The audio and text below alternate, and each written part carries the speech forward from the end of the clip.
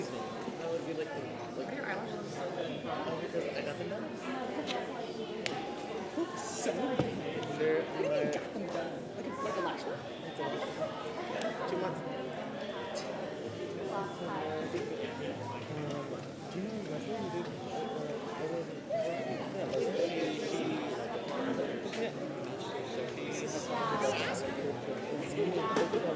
did. You should know that, but you need it.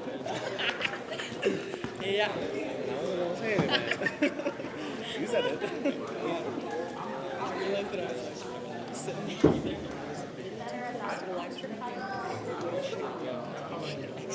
I was like, I cannot do this.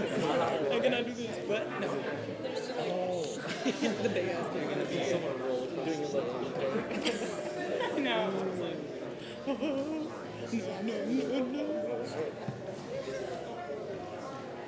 He's called shit I'll never see. What's up? Yeah.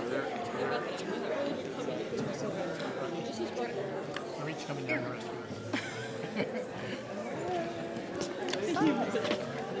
I was staring at you. You looked at me and then looked away. I did not know. I did not know. Oh, from the box. No, just sit aside. Hi, Jayla.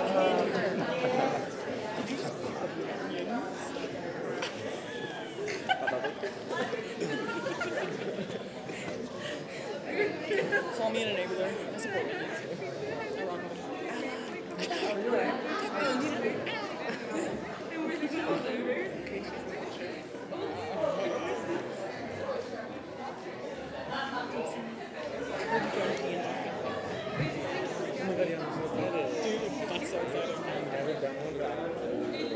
Yeah, I've done 2.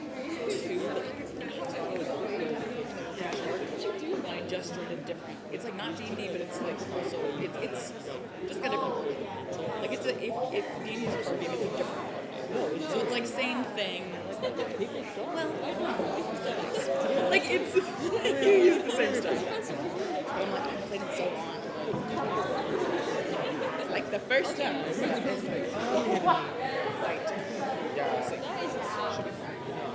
I play a. Did you like set out little wolf or just named Tank?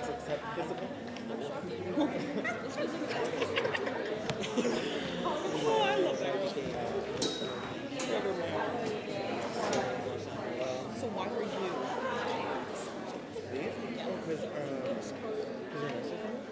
It's true. There you go. That's it, yeah.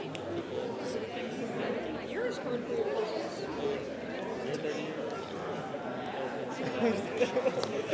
What is that?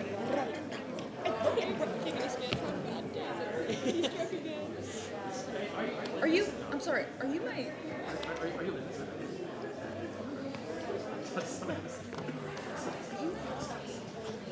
This is reserved for my housemate. You. We're gonna be living together next year. Same house. You know, David and stuff. Yeah. Also. Theater house. Yes. Too many people say Look, Aaron, yeah, I know, there's so many people. Yeah, guys right there. He waved to you, and then I think he thought you didn't see him. Really? Yeah. Welcome to UCR's Department of Theater, Film, and Digital Production. In the spirit of Rupert and Jeanette Costo's founding relationship to our campus, we would like to respectfully acknowledge and recognize our responsibility to the original and current caretakers of this land, water, and air, the Cahuilla, Tongva, Luiseño, and Serrano peoples, and all of their ancestors and descendants, past, present, and future. We are grateful to have the opportunity to live, work, and create on these beautiful homelands. Enjoy the show. Good evening, everybody, and welcome to PLAYWORKS 2023.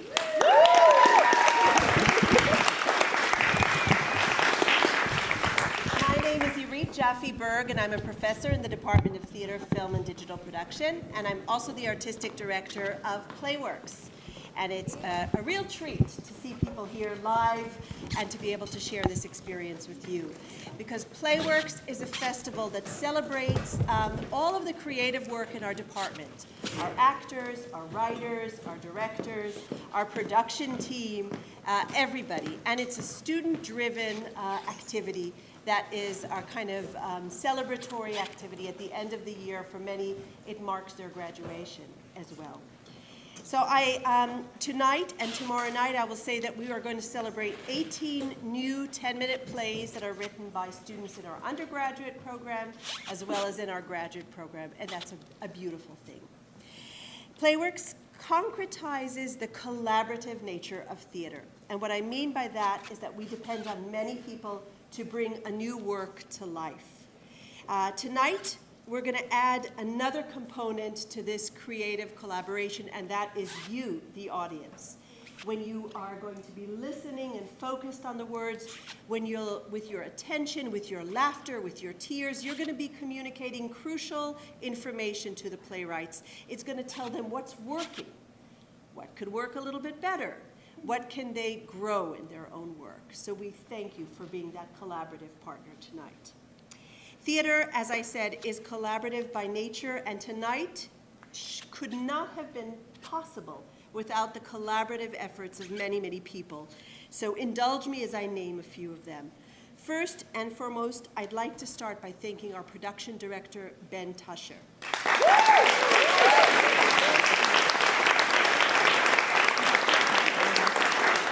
Ben leads a top-notch crew with assistant production manager Johnny Macias,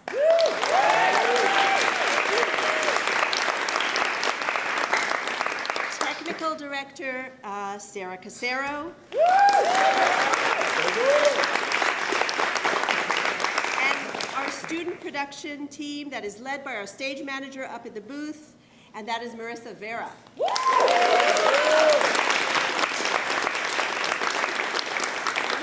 Assistant stage managers who are behind the scenes here, Diego Salcedo and Karina Jones. And we have benefited for the second year from having a student casting director, and this year's is Adrian Williams.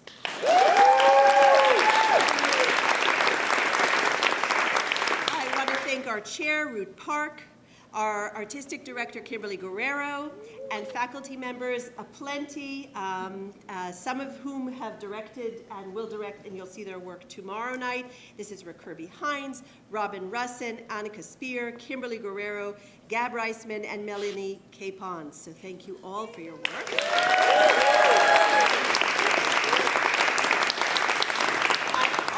Acknowledge the fact that we've had many years of teaching mentorship by our playwriting professors, and tonight we have 3 teaching professors who have contributed to shepherding and mentoring our student writers, and I want to acknowledge them. We have Kate Anjay, we have Paige Goodman, and we have Gab Reisman. So thank you.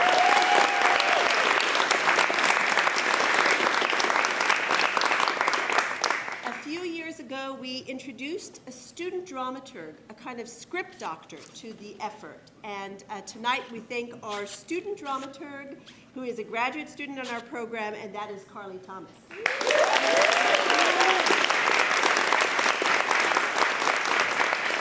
We are so grateful to have the support not only of the university community, but the Riverside community at large. And I want to thank one of our longtime supporters who's with us today, and that is Andy Wolf.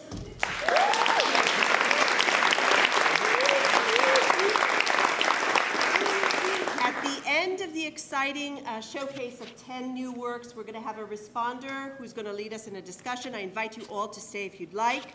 And at this point, I'd like to remind you that we'll have a 10-minute quick intermission. I'll ask you to silence your cell phones and enjoy the show.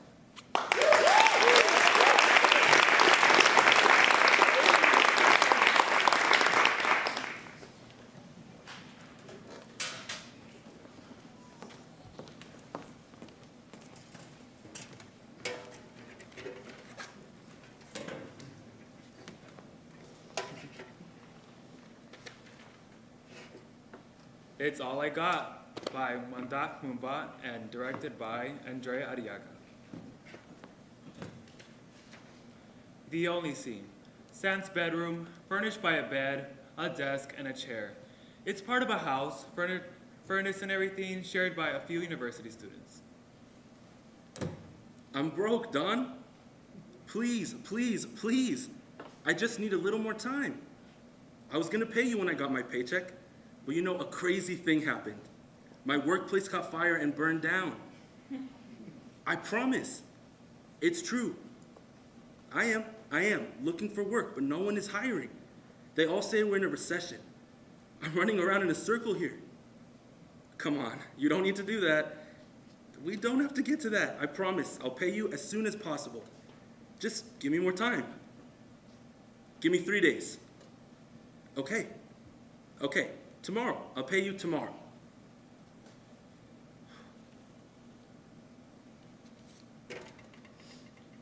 Three, 4, 9, 11, 14. A lunch? Maybe a combo? Who am I kidding? Doesn't afford. Yeah? You're home. Yes, I'm home. It's been impossible to catch you lately. What's going on? Running around like a madman, trying to make ends meet. Did you see the gas price? It's reaching $6 a gallon. It's crazy.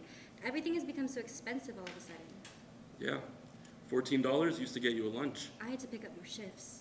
I'm unemployed. Finals are next week. I don't care about finals. I already failed school. You can't fail your parents. They'll be disappointed. Ask for makeup. Your professor has to understand. I don't have the time, energy. I can't think about that. Serious. It's only about money nowadays. Without it, you can't do anything. You can't even eat. Yeah. Do you know what day it is? I'm doing your math homework. No. My turn to clean the kitchen. No, but that's next week. Then what is it? It's the 1st of April. Yeah, it's April Fool's Day. You can't be serious. It's the first day of the month, which means... We're reflecting on our growth and mistakes from the last month, setting new goals for the new month. Oh my God, Sam, no. It's just like the last time. You didn't know when you didn't have the money. What? Money? It's rent day. Yes, yes. Rent. Rent. I don't get it. It's the same day every month. Everybody else pays their rent on time. It's only you who always forgets to pay. It's so simple. It's our reality to pay monthly rent. Everyone is so tired of you, Sam. I didn't forget it. Just like you said, it's the reality of the working class to pay rent. You're a student. What difference does it make? After school, we all will end up in the working class anyway. Being a student is just a phase to deter it. Once we graduate, we're out in the world. Whatever. I won't. I'll get a good job, make money, and move up to the upper class. That's why I'm studying banking. That sounds nice, but you know that's virtually impossible. Okay, enough of your sociology. Do you have the rent? Of course. I have it. That's great.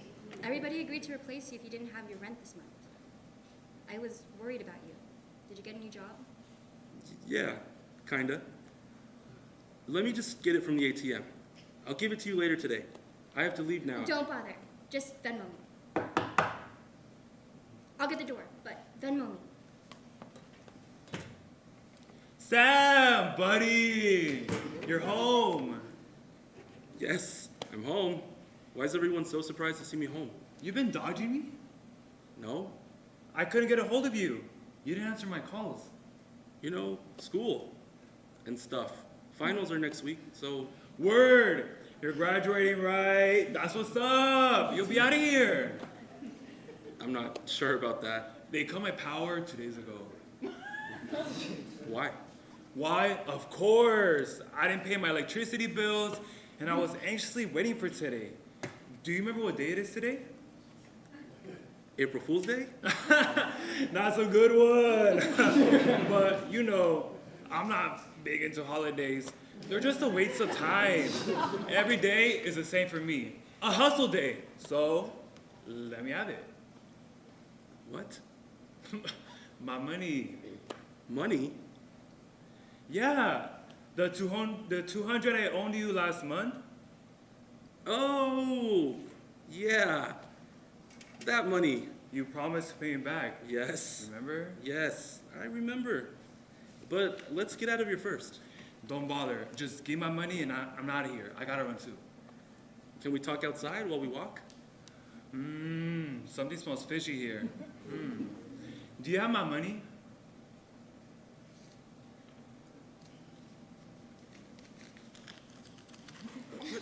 What's this? A joke? I'll get you the rest later. Let's just get out of here first. It's $14. Yes. Sam, it's $14? I know. That's what I wanted to talk to you about. I don't like where it's going. You have my money? Of course. I have your money. I just don't have it right now. What are you talking about? Take that for now, and I'll get you the rest later. No, I don't need $14.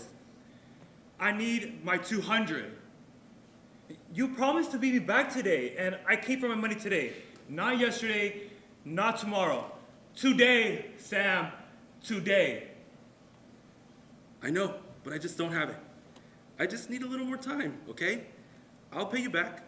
I'm going out to donate my blood, and I'll be able to pay you when I receive my gift card next week. Gift card? Are you fucking kidding me? I'll sell the gift card for cash, and then I'll pay you. No, Sam. I want my money now. I consider you my friend. I loaned you my money when you needed it. And you gotta pay me back as you promised. I know. But ever since I lost my job, I've been stuck in a debt cycle. I owe money to everyone. Don called me this morning asking for his money back. You know him. If I don't pay him back, he'll kill me. Please, you gotta understand me. No, you gotta understand me. It's not my problem that you lost your job and that you owe money to Don and that you're in a fucked up situation. Do you wanna complain too? I can complain too. I'm in a fucked up situation myself. I have a family to feed and bills to pay. I can't drive my car because I can't pay for gas. If I don't get my money back, I'll hand it to Don myself. What do you want me to do? I'm dead broke. Did you Venmo me? Yes? That's weird. I didn't receive anything. Venmo? Are you sure you sent it to me? What is she talking about, Sam? You have money? No, it's not like that. Maybe try refreshing it. I really need my money now. I didn't receive anything. You have money, right? What is she talking about, Sam? Nothing. Don't mind me. Just housekeeping stuff. He's paying his rent. You have money to pay your rent? No. No? Yes? Amy, would you mind if I step outside with Dev? Of course, but can you send me the money? I really need to pay rent now. Pay me back, Sam.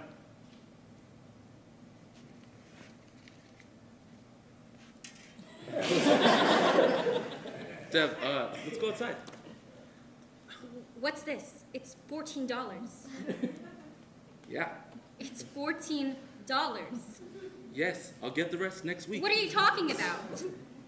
It's all I got. I promise. I'll pay you the rest. But you just said that you have the rent. April Fool's Day. You can't do this, Sam. I know, Amy. I am sorry, but it's all I got, honestly. Come on, Sam. We've covered your ass for the last 2 months. We're all in a financial difficulty. We can't keep paying for you. Yeah, Sam. You gotta be able to cover your own ass. Pay me back!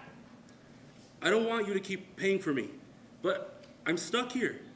I'm broke. Please, Amy, understand me. I'll pay back everything when I get a job. No, I understand you. I've been understanding you for the past 2 months. It is you who doesn't understand me. How do you think I had to cover your rent last month? I had to pick up extra shifts, and now I'm behind in my classes, and my finals are next week. I don't need your $14. I need the entire rent. This is the last time. I should receive a payment for a sperm donation. I'll be able to pay you then. Give me a week. I'm serious. Okay, give me 3 days. Leave the apartment if you can't pay the rent. We'll find someone who can. You can't be serious. We're friends. Yes, we're friends, but there's a limit. Everyone wanted to kick you out last month, but I covered for you. I can't do that again. You pay or leave. I have no job. I have no money. Now, I have no friends, no home, and no school. I'm stuck in a place with only one way out, money. But all I got is this $14. With this, I can't afford rent. I can't afford food. I can't afford anything. This $14 is not even 14 in reality. It's only 12 if you calculate the inflation and taxes, and it's gonna equal 10 tomorrow and 5 the day after, and soon it'll be pocket change. How am I supposed to live when there's no way to make a living? If things were still wild, you could hunt your food. At least you had control over your life. Now the law, the bank, the boss controls your life. My grandpa used to tell me that life works out for good, honest, and hardworking people. But there's no bigger bullshit than that. Goodness doesn't buy your bread and pay your rent. Money does. Everything is bought with money, even happiness. But nothing honest makes enough money. You're stuck in an endless cycle of debts and credits that you can never free yourself from. Dear Grandpa, life works out only for people who have money. Without it, you're no one. Without it, you don't live. I'll pay you back. I'll pay you all back. I'll donate my blood and sell my liver, and that shall do it. End of play.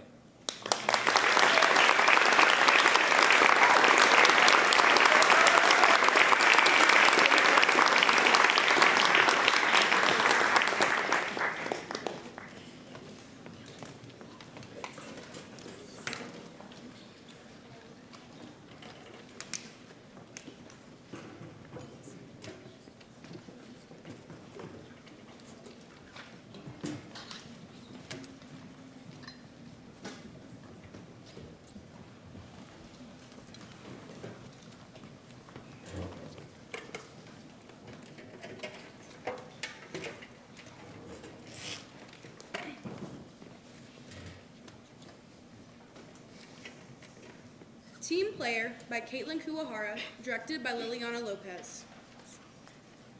Lights up on a cashier stand of a small bookstore.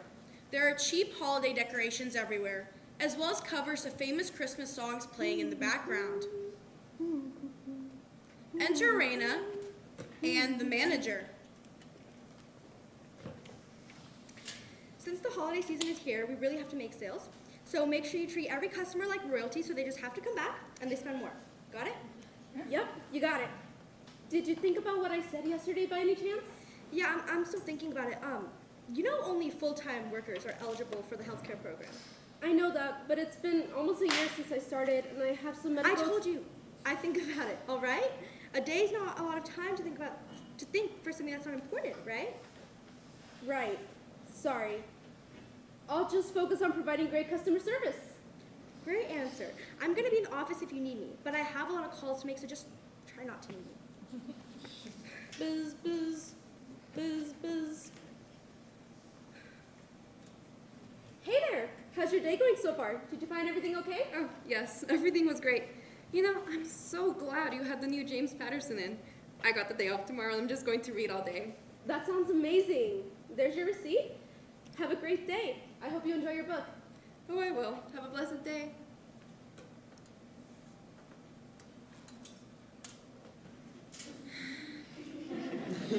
Hi, how are you? Did you find everything okay? Yeah.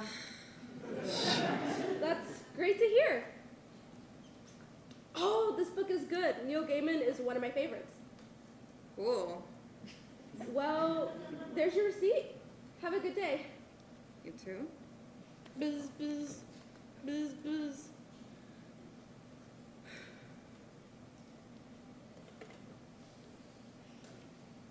Hi, how are you? Did you find everything okay? Actually, no, I didn't. Oh no. Can I help you find a particular book? I could look it up here in our system. No. My problem came as a result of this store. Do you see that? Was something wrong with the children's section? Yes, there absolutely was. There are books over there on display that are absolutely not safe for children to see. I can assure you, ma'am, we take care to make appropriate displays for the kids. Although maybe another customer. You clearly don't care enough. There are books with poop. They have poop right on the cover. Poop? Yes, it's over there. It's simply unbelievable. I think it was called unicorn poop. It's simply unacceptable. Those things shouldn't be talked about in public, much less on display.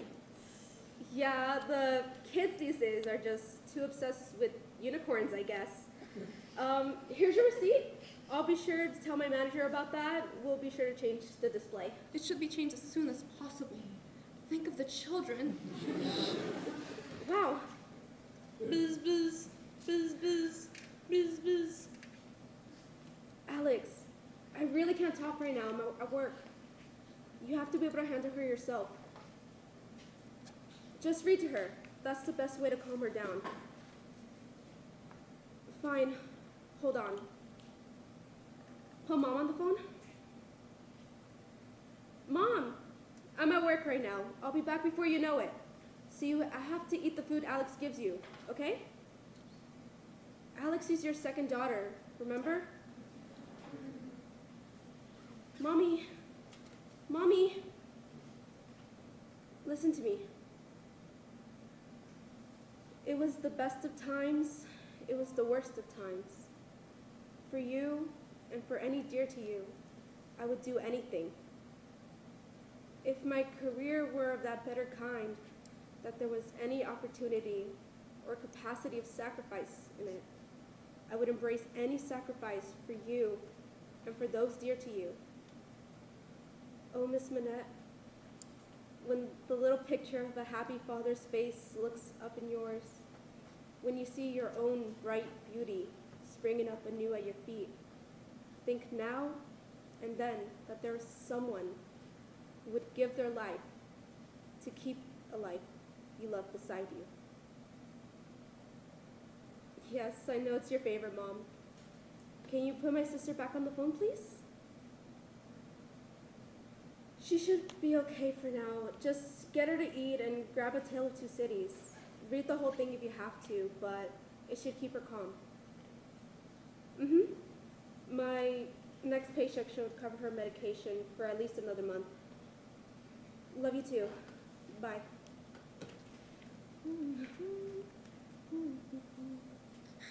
Kids and their phones these days. Sorry about that. I was just... You know, when I was younger, people actually talked to each other. You know, face to face with all this damn technology. That sounds nice. There was real human connection. Not like these days. People barely look up from their phones, texting instead of talking. Yeah, I suppose... You know, I don't get phones. It's just another piece of plastic with a battery attached, and they're so damn expensive. Uh-huh. Well, here's your receipt. Have a... Hold that thought. Where are the Rick Riordan books? Oh, they're straight ahead in the children's section. I figured they'd be in the kids section, but where are they exactly? I'm in a rush. Yeah, Riordan should be in that back corner in the young reader section. Thanks. Hey there, how's your day going so far? I want to return this. That should be no problem. Can I see your receipt? I don't have one. Okay, do you remember when you bought it, or if you paid with cash or card? It was a while ago. How am I supposed to remember all that? Well, if it was that long ago, I'm really sorry, but I actually don't think I can let you return it. We have a very strict no return after 30 days policy. Are you serious? I paid for this with my own hard-earned money, and I want that money back. I understand that, but it's policy, and it should say so on your receipt as well. If you want, I can maybe try to get you store credit or something like that, but I can't give you a full refund for it. This is ridiculous. Listen here, Missy. I don't appreciate your attitude. I apologize if you think I'm giving attitude. I'm really And not... there it is again. Don't talk down to me. Okay. I don't think we're gonna come to an agreement here. Why don't you... Don't tell me what to do. Here's what's going to happen. You're going to take this book, and you're going to give me back my damn money. Are you serious? I'm deadly fucking serious. People like you need to listen to customers like me. There's a reason they say the customer is always right. I might as well sign your paychecks. You're paid because of people like me. Why don't I go get my manager?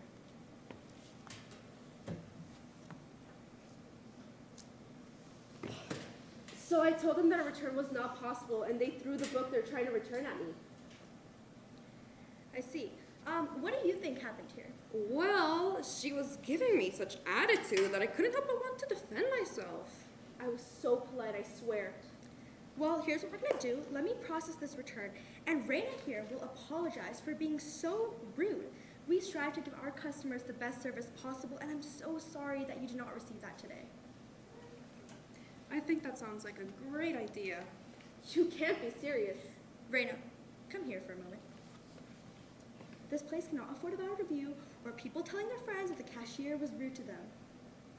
But I wasn't rude at all. They threw a book that they're trying to return at me. They try to intimidate me. I feel threatened. We shouldn't reward them for acting like a child. Listen, just be a team player, okay? Go over there and apologize, and then we can give them their money and they're gonna leave. And then we can pretend like it didn't happen. I don't know if I can. Well, why don't you try? And if not, why don't you try looking for another job? I'm very sorry for my unsatisfactory service today. Let me process that return for you. That's more like it. Stop. Don't cry. Oh, hi. Did you find everything okay? I did, thank you. What's your name? I'm Raina. That's a beautiful name. You know, I couldn't help but overhear what happened. It's okay. I'm just being sensitive. No. What happened was not okay. People like that think that they're entitled to treat workers like garbage just because they work somewhere that they believe is inferior. Do you have a tip jar somewhere? No, we aren't really supposed to. Here, this 20's for you.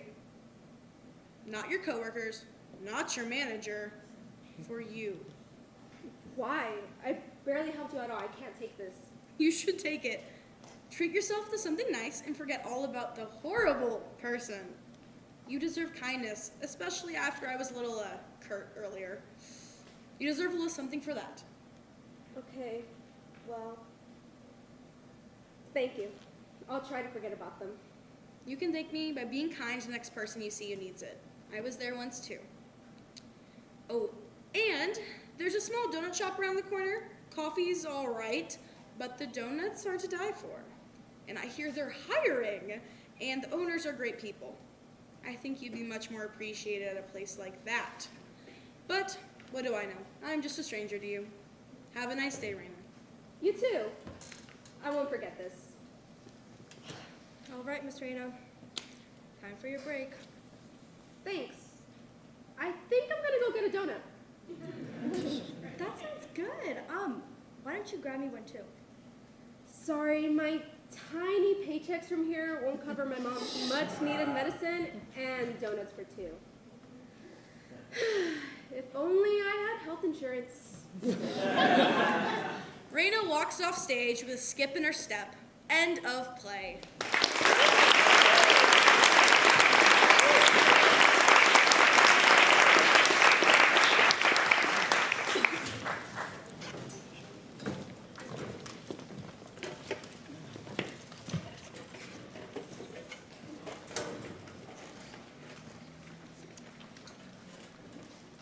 Improvised Love, written by Perillo, directed by Jayla. High school students Elise and Steve walk down the school hallway. Steve is eating fast food. Look at this. I finally get a girl's number. And it's at a youth group event. Impressive. Then she ghosts me for 2 weeks and out of nowhere just says, "I'm praying for you."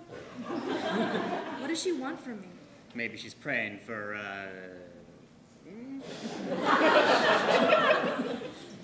Who came up with prom anyway? A whole day where if you're single, you feel like a big fucking loser. There's also homecoming, Valentine's, Sadie Hawkins. Steve, Let's just think who would go to prom with me. Elise, will you go to prom with me? We've been over this. I get it. You're worried that when I'm DiCaprio famous, I'll be DiCaprio. I'm gonna decapricate myself. What about that theater girl you like? Lilith? She's way out of my league. Nonsense. What do you like about her? She's so confident, and we actually went to kindergarten together. I don't know if she remembers me, but I couldn't tie my shoes for shit, and she taught me how. To thank her, I brought cupcakes to school, but she wasn't there. She moved schools. Tragic. Let me tell you about Jorgen.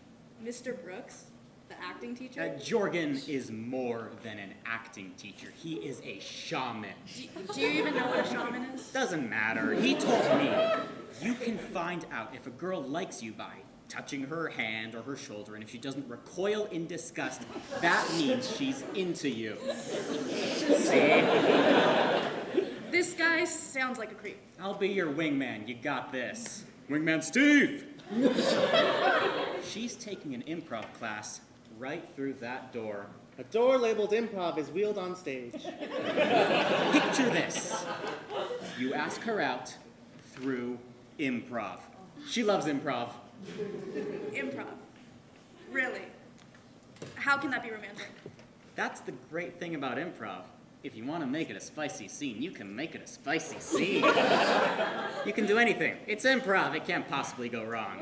It'll be just like one of those rom-coms you like. All right. Fuck it. They walk through the improv doors. Theater students fill the room, including Lilith and their teacher, Jorgen. I'm dying! Oh my lord! Somebody do something! It's Jorgen! I'm dying for a hamburger! What's that you're hankering for? A hamburger, you wench! Oh, darling! Well, I don't see any hamburgers, but I do have this frog. Goodbye, froggy. See what happens. Go to sleep now, dearie.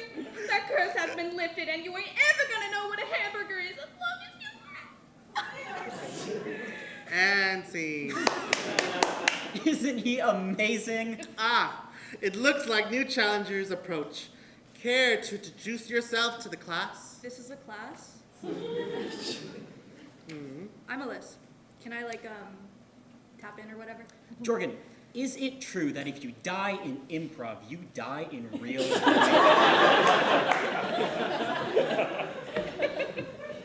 I don't think so. I read while acting, your brain has these signals in it. It's like it's actually happening to you. Lilith, why don't you take a seat? No. You take one. Careful, young lady. Improv is a powerful sport. You can't control, possibly comprehend. Just remember. Yes, and I know what improv is, so do we get a suggestion from the audience, or? And that's when I found a pit filled with dead babies. Dead babies? Shit. Dead babies aren't sexy. No, detective. Good observation. There's nothing sexy about dead babies. Unless they were fetuses. And two hot doctors kept having sex because their kink is to perform abortions on each other. I think you're right, partner. They were fetuses, but someone was taking them and making fetus burgers. I got a glimpse of them flipping fetus patties, but they got away. That location, by the docks, yeah? Yeah. You thinking what I'm thinking? The only place they could have run to is that romantic cruise ship parked in the harbor. Let's get down there, pronto. To the harbor! Oh no, partner, we're too late. The ship's in the water.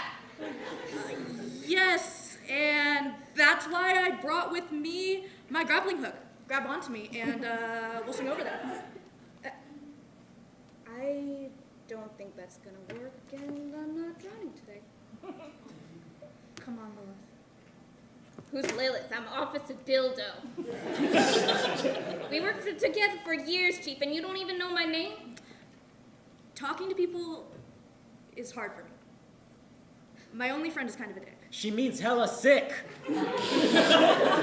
But for whatever reason, I feel comfortable up here with you. And I feel like I'm in a dumb rom-com, but Lilith, will you go to prom with me? Here? In front of all these witnesses? Take out your gun, Chief. I'm gonna have to teach you about hostile work environment. No, I didn't mean to. To what? Make me uncomfortable? In front of all these people? I didn't think. No, you didn't. Do you know what it's like for me, Chief? No, you don't, because you haven't been out for very long. You think this city is a safe space? All these people are your friends? Some of them are nice, and some of them are fucking evil. Whether you're on the force or in high school, there's always someone who wants to bury us. Now, I'm all for pride, but it's up for me to decide when I talk about my body. You put us both in danger, and now you gotta pay the price. I'm sorry. I'm new to this. I don't know. It seemed like something Jim on The Office would do. The real world's more like the UK office, honey.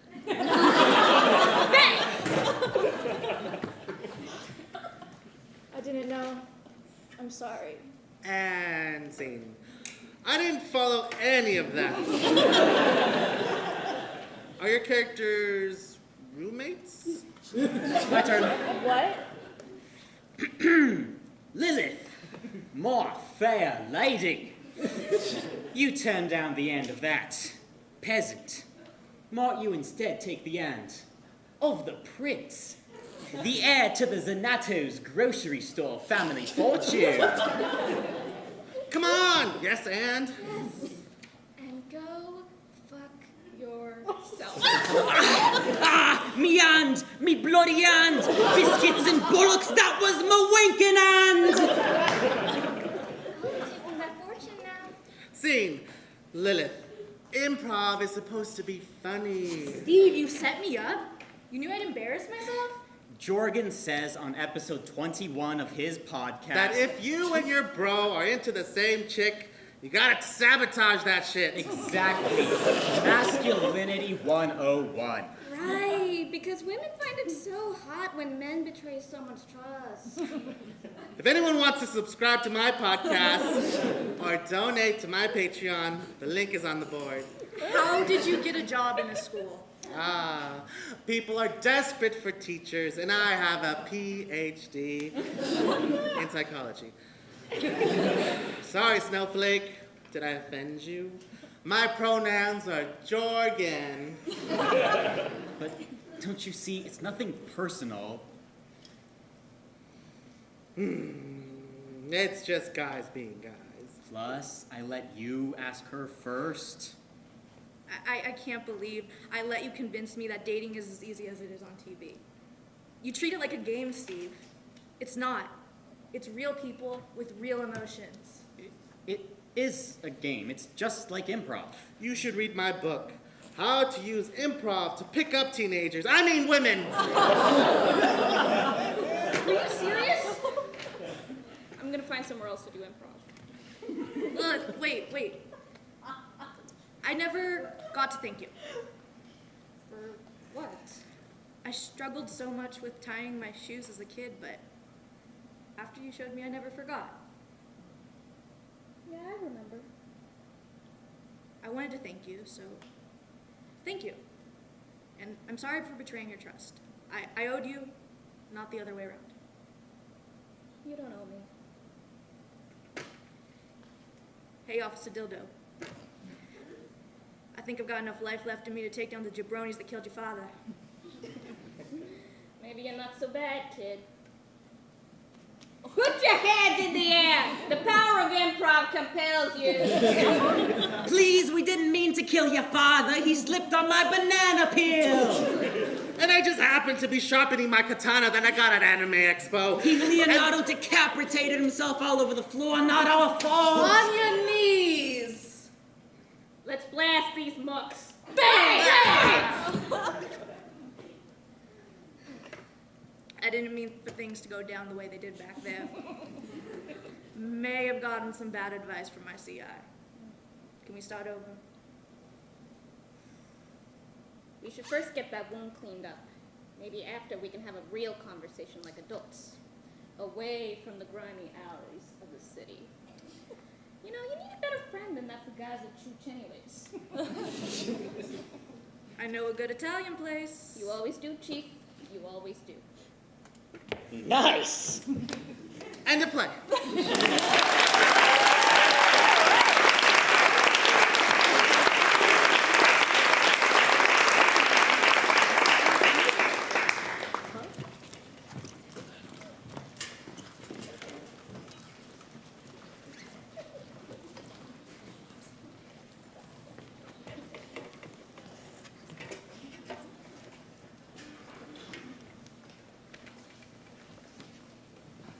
He's mine. By Jayla Jacobs, directed by Lesley Galvan. Charlie's room. Merch of various K-pop groups decorate the walls and furniture. Charlie and Riley, both wearing PJs and birthday hats, sit in the middle of the room surrounded by a few open presents and untouched party hats. K-pop music plays softly on a CD player in the middle of the room. Charlie has her eyes closed, while Riley pulls out a messily wrapped gift from her backpack. And open. Oh my God, Riley, you got me something? Yeah, with my own money too. Ugh, I saved up my whole year's allowance to get you the best gift I could think of. You could say I'm a material girl. Open it. Stray Kids No Easy album, you didn't. I did. My mom and I searched literally every store in LA to find it. And it's signed by Hyunjin. Fine plastic. Smells just like him. We have to listen to this right now. Charlie gets up to replace the previous disc in the CD player with No Easy. So, Charlie, is anyone else coming to the sleepover tonight? Yeah, Mom invited our whole volleyball team. Even Alyssa? Even stick in the mud Alyssa. She said she might come if her mom lets her. I don't know. It might be good if other people show up, you know. We could, like, totally expand our bestie circle. Well, I think the party's more fun with just you and me. The other girls wouldn't appreciate all the K-pop. They might. Last week, I started playing one day at a time in the locker room. You know, the one from AT's recent album. Oh, I love that song. Right. But you wouldn't believe what I saw next. I caught Tanya Williams Shazamming it on her phone. With enough convincing, we could totally get her to stand AT's too. No way, that song's all in English. She probably thought it was some other Western pop band. Could be worth a shot. God, if you want to be Tanya's friend so bad, just say so. Jeez, sorry. I didn't mean it like that. Speaking of new groups, do you think that after we listen to No Easy, we could watch some Extraordinary Heroes videos? I heard they just debuted, and I was really interested I don't know, bestie. I don't really want to get into any other group right now. Oh, that's okay. Maybe later. Besides, who needs a new group when we have a whole album to go through? You ready? No Easy begins playing. Wolf gang, wolf, wolf, wolf gang, wolf, wolf. I know we just got into Stray Kids a few weeks ago, but they're totally becoming my alt group right now. Same. I'm so surprised we haven't gotten to them earlier. I think I'm gonna be like, what's their fandom name again? Stay? Right, Stay. I'm gonna be a Stay forever. I didn't think I'd say this in only a few weeks in, but I even have a bias already. Me too. Banchan! What? No. Sorry, I didn't know that you already... Banchan? Really? He's not even your type. You like funny guys. What about Han? He's funny. Why don't you like Han? Han's cool, but, you know, Banchan just stood up to me is all. It's fine, though. I mean, people have, like, similar biases all the time. Yeah, but not best friends. Why can't you like a different guy, then? Because it's my birthday, so birthday immunity. Nuh-uh. Birthday immunity is totally rule. When it's your birthday, you'll understand. You don't have to be so mean about it. I'm not being mean about it. I'm being realistic. And realistically, Bang-chan is my bias. You don't even like group leaders anyway. Yes I do. Remember Esku's? That's only because you liked his eyebrows in the 17th Rock With You era. I, on the other hand, always bias the leaders. RM, Subin, Lim Jimin. Nuh-uh. You like them because they're tall. I'm the tallest one on the volleyball team, and my mom says I'm gonna need a man who's just as tall as... Isn't tall. How do you know that? I read it on his K profile. He's like 5'7". Let me see that. Oh no. See? So, I don't know. Maybe Bang-chan should be my bias. We can be short together. Well, we just got into them a few weeks ago, so I bet you didn't even know that he's from Australia and that his full name is Christopher Baum. Of course I knew that. I also know that he can, wait a second. He can rotate his hand 360 degrees. 360 degrees? Ew. Oh, aha! Do you see that? It says right here that he was born in 1997, so he's too old for you. Is not. Is too. You were born September 2010, and I was born August 2010. So since it's my birthday today, that makes me older, so he's mine. He's mine. I saw him first. In God's menu, I point out that red streak in his hair. In back door, I said he's the best looking, which is a more specific compliment, so there I win. Ugh, why do you always have to take everything I like? First I do volleyball, then you have to do volleyball. Then I dress up as a cat for Halloween, then you have to be a cat for Halloween too. Just get a different bias. There's literally 7 other guys in the group. But Bang-chan is my type. He's the leader, he has muscles, and he sings. Besides, he needs someone who's mature like me. He doesn't need girls who still pee their pants in the 7th grade.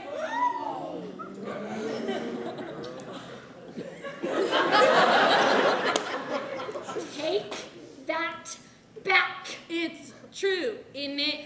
You promised you wouldn't tell anyone. You can't act like it didn't happen. I'm just being realistic. Yeah, I know.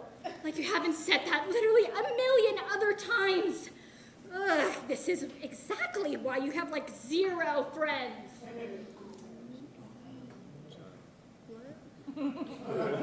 Your mom told me all about it downstairs. No one else is coming to the party. Stop lying! They all canceled. And you know what? I wish I did too. Everything's always Charlie, Charlie, Charlie. What Charlie wants, what makes Charlie happy. What about me? What about Riley? What about you? You can't even make a decision to save your life. Someone has to be the adult when everyone else around them can't decide whether to pee in the toilet or your pants. You are so... I'm done. Seriously, I'm done. Well, whatever. See if I care. Riley storms over to her backpack and begins packing her stuff. Where are you going? You're supposed to stay over. You can have Bang-chan. I don't want him anymore. Fine, I will.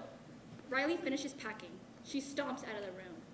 And don't even think about coming back, bias stealer. I won't!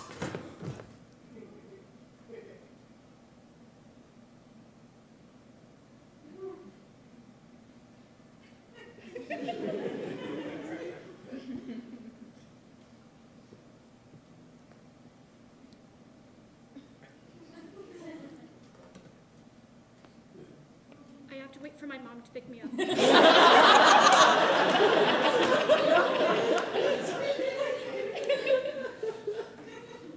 Oh. What? Bang-chan photo card. Limited edition. Figures. You can have him if you want. I'm good.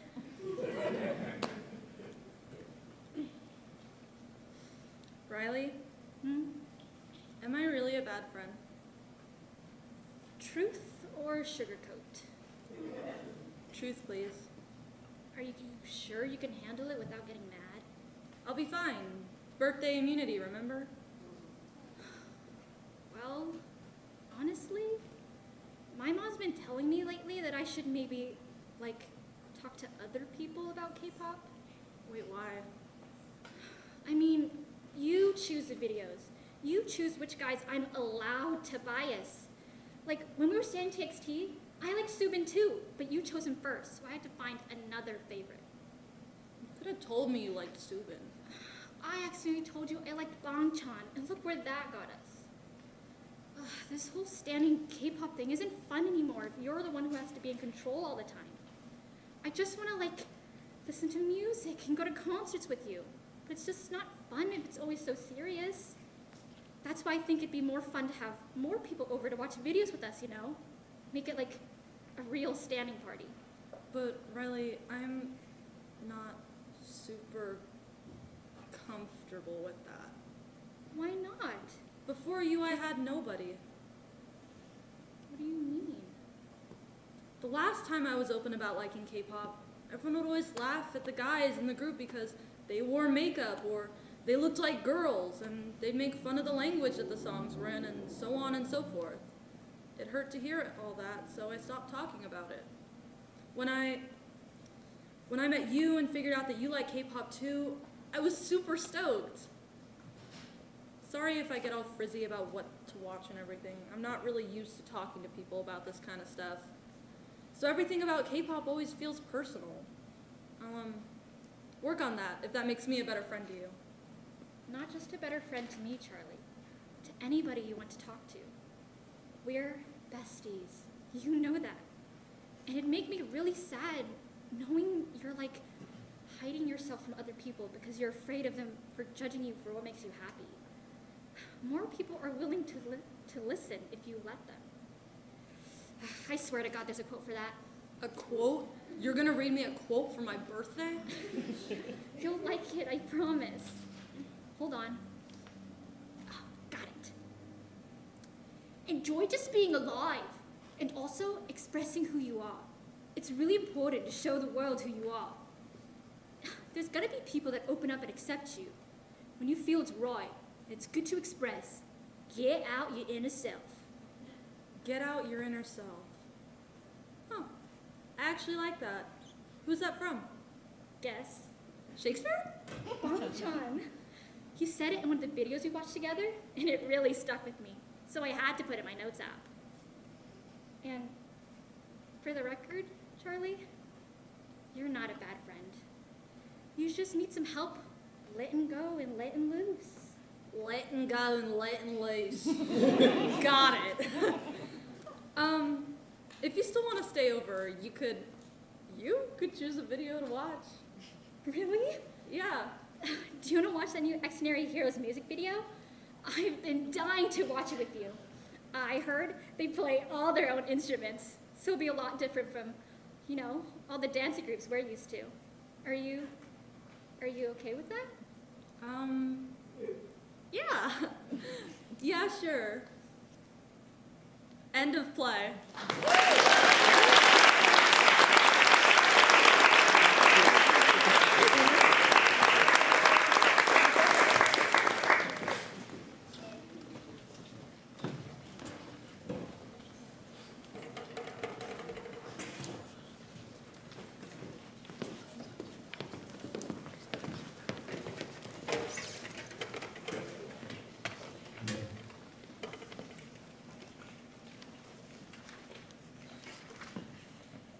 Understudy, written by George Martinez, directed by Gabby, Chavez. Scene 1, lights up on the fall production cast list of a community college. 2 pages full of names. Running in from stage right is Danny. It's up, Abby! It's finally up! For the love of God, Danny, let me catch my There's no time! Ready? On 3. 3! Both Danny and Abby read the cast list. They make the following sounds. Annoyed grunts, shocked gasps, a few chuckles, silence. Okay, don't worry, there's another page. What do you think? It says your name, Abby Johnson. It does not. It's right there! Wait a minute.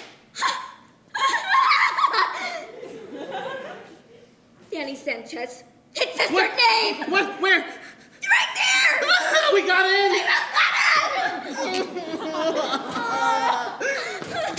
You know what this means, right? Do we finally get to work together? Other than that, after so many auditions, we finally get to work on a production here. I didn't think about that. Wow, how long has it been? Too long. Wow. I've never seen my name in this font before. It's so cool. Like, for real, for real. Mm-hmm. I need a picture of this. You brought your camera? Always. Say badge! Badge! Oh, I can't wait until we're older so we can do this all the time. ah, yes. In 10 years, when you and I are rich and famous, you will be this incredible comedy writer for like SNL or something. I'll be an Emmy winner in 10 years. Ooh, dude, multiple Emmy winners, of course. And I'll be in movies and TV shows like an actor. A famous actor who don't tell me, lives in Hollywood but has a brick condo in Boston, which I sometimes use for fancy fancy grown-up parties where you like have everyone has like a glass of wine and like there's a charcuterie board and we'll have like walls of projects that we've done together splattered everywhere. ticket stubs, playbills, movie posters, and this Polaroid. Ah, yes, this Polaroid. I have a good feeling about this. I know, me too. I think back to all those late nights practicing, running lines, trying not to forget. Oh, auditioning every semester. Trying not to mess up and... What? The motherfucking fuck! What? What happened? Understudy? We're fucking understudies? What? It does not say that. Well, fuck me, it doesn't. Okay. What the white hell is this, huh? Yeah, where's the real cast list? Enter Sherry from stage right. She is holding copies of the fall production, the coveted Samuel French versions that all the actors crave. What's all the commotion out here? Sherry! We were just, reading the cast list. And we were admiring your choices that you made. Oh, thank you. Finalizing roles are a thankless job, one that not a lot of people think about. Not enough people thank me around here. Yeah! Thank you so much, Sherry! Congratulations are in order. I thought you two did incredible work at the callbacks. You did? Of course, Abby, you brought the house down. I haven't laughed that hard in a long time. And Danielle, you had excellent energy. You have been putting in the work. I can just tell. Sparks everywhere.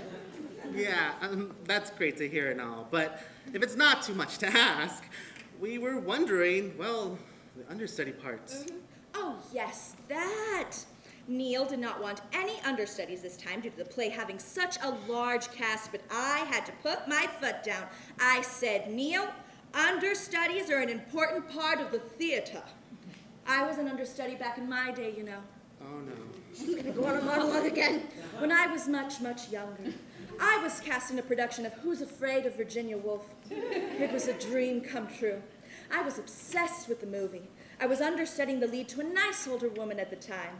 Every night I looked over my lines, line after line, making sure I had memorized every word for word, perfect. If I wanted to, I could do the whole show right now.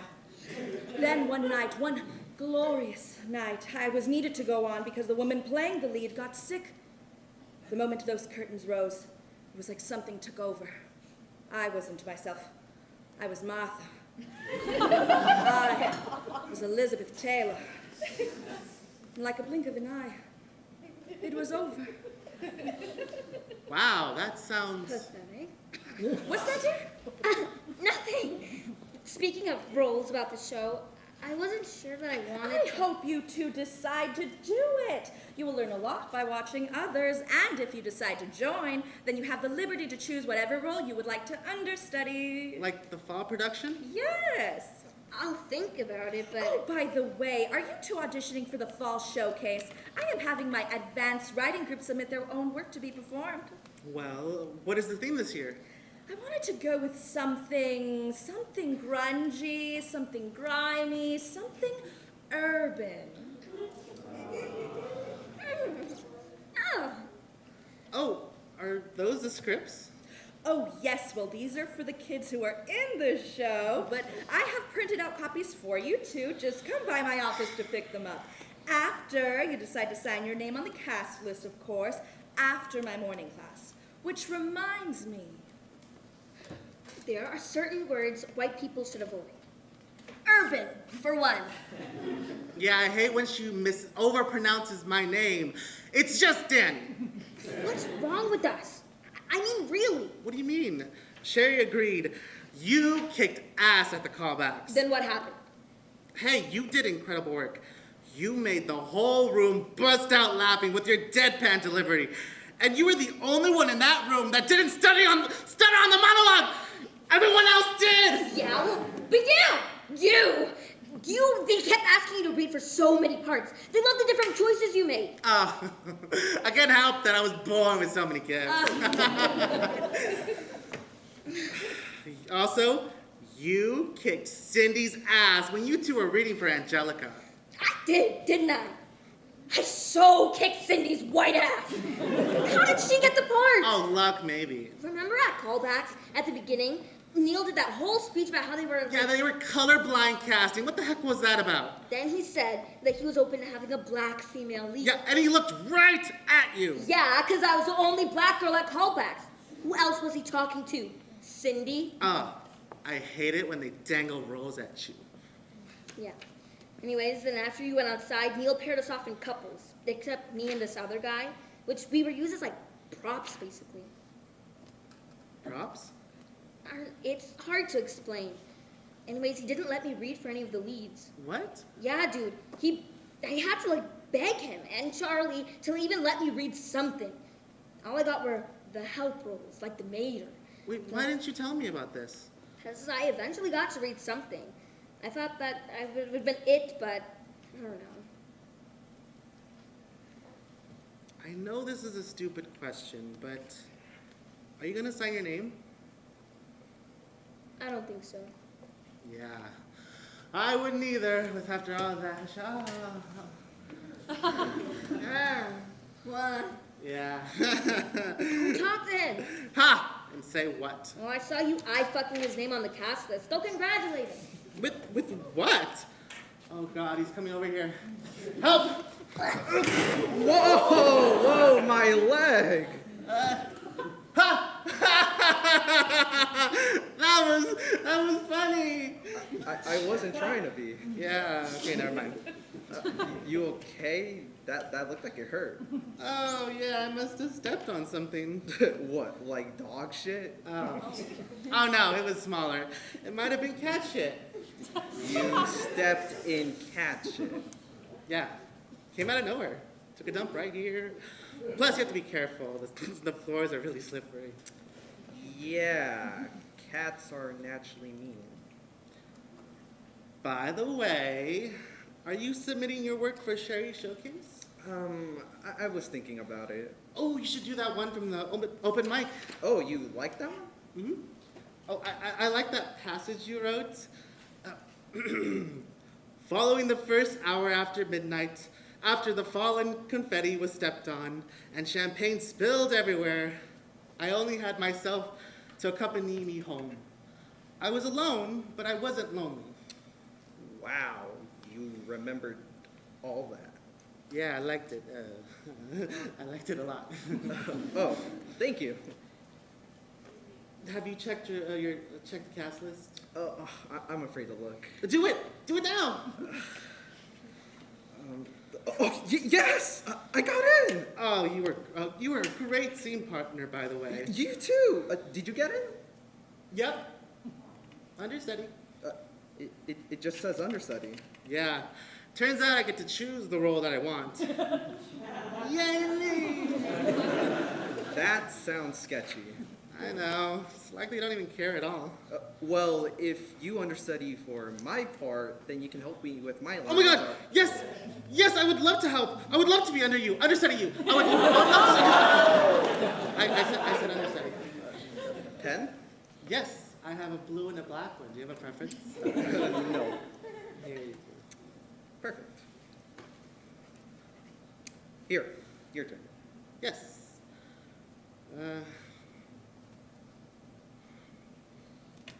Perfect. I have to go, but I'll see you in play analysis. Okay. See you then. You like this guy, don't you? You can tell? Yeah. Your boner's still up. Huh? Danny looks down. He does not have a boner. Ha ha, very funny. I never noticed all these posters over here. Yeah. To think, we've been at the school for a while and have yet to get into a single production. Oh, thank God for financial aid. Maybe we should be thinking of transferring soon. You know, take the next step and get out of here. Yeah. I like that idea. You don't think... Never mind. What? I just had a silly thought on why we didn't get in the show, but it's dumb. Both Danny and Abby now look at their own reflections, looking at all their features, their eyes, nose, hair, their skin color. What's wrong? Huh? Oh, nothing. I was just thinking about our Polaroid. It's so cute! I think it's our best one yet. So this condo in Boston, it'll have a guest bedroom for me in it, right? Of course. Okay, just making sure. I buy the condo after our 2-person show across the country. How many cities? Oh, dozens upon dozens. The lights slowly fade as Danny and Abby's conversation keeps going. End of play.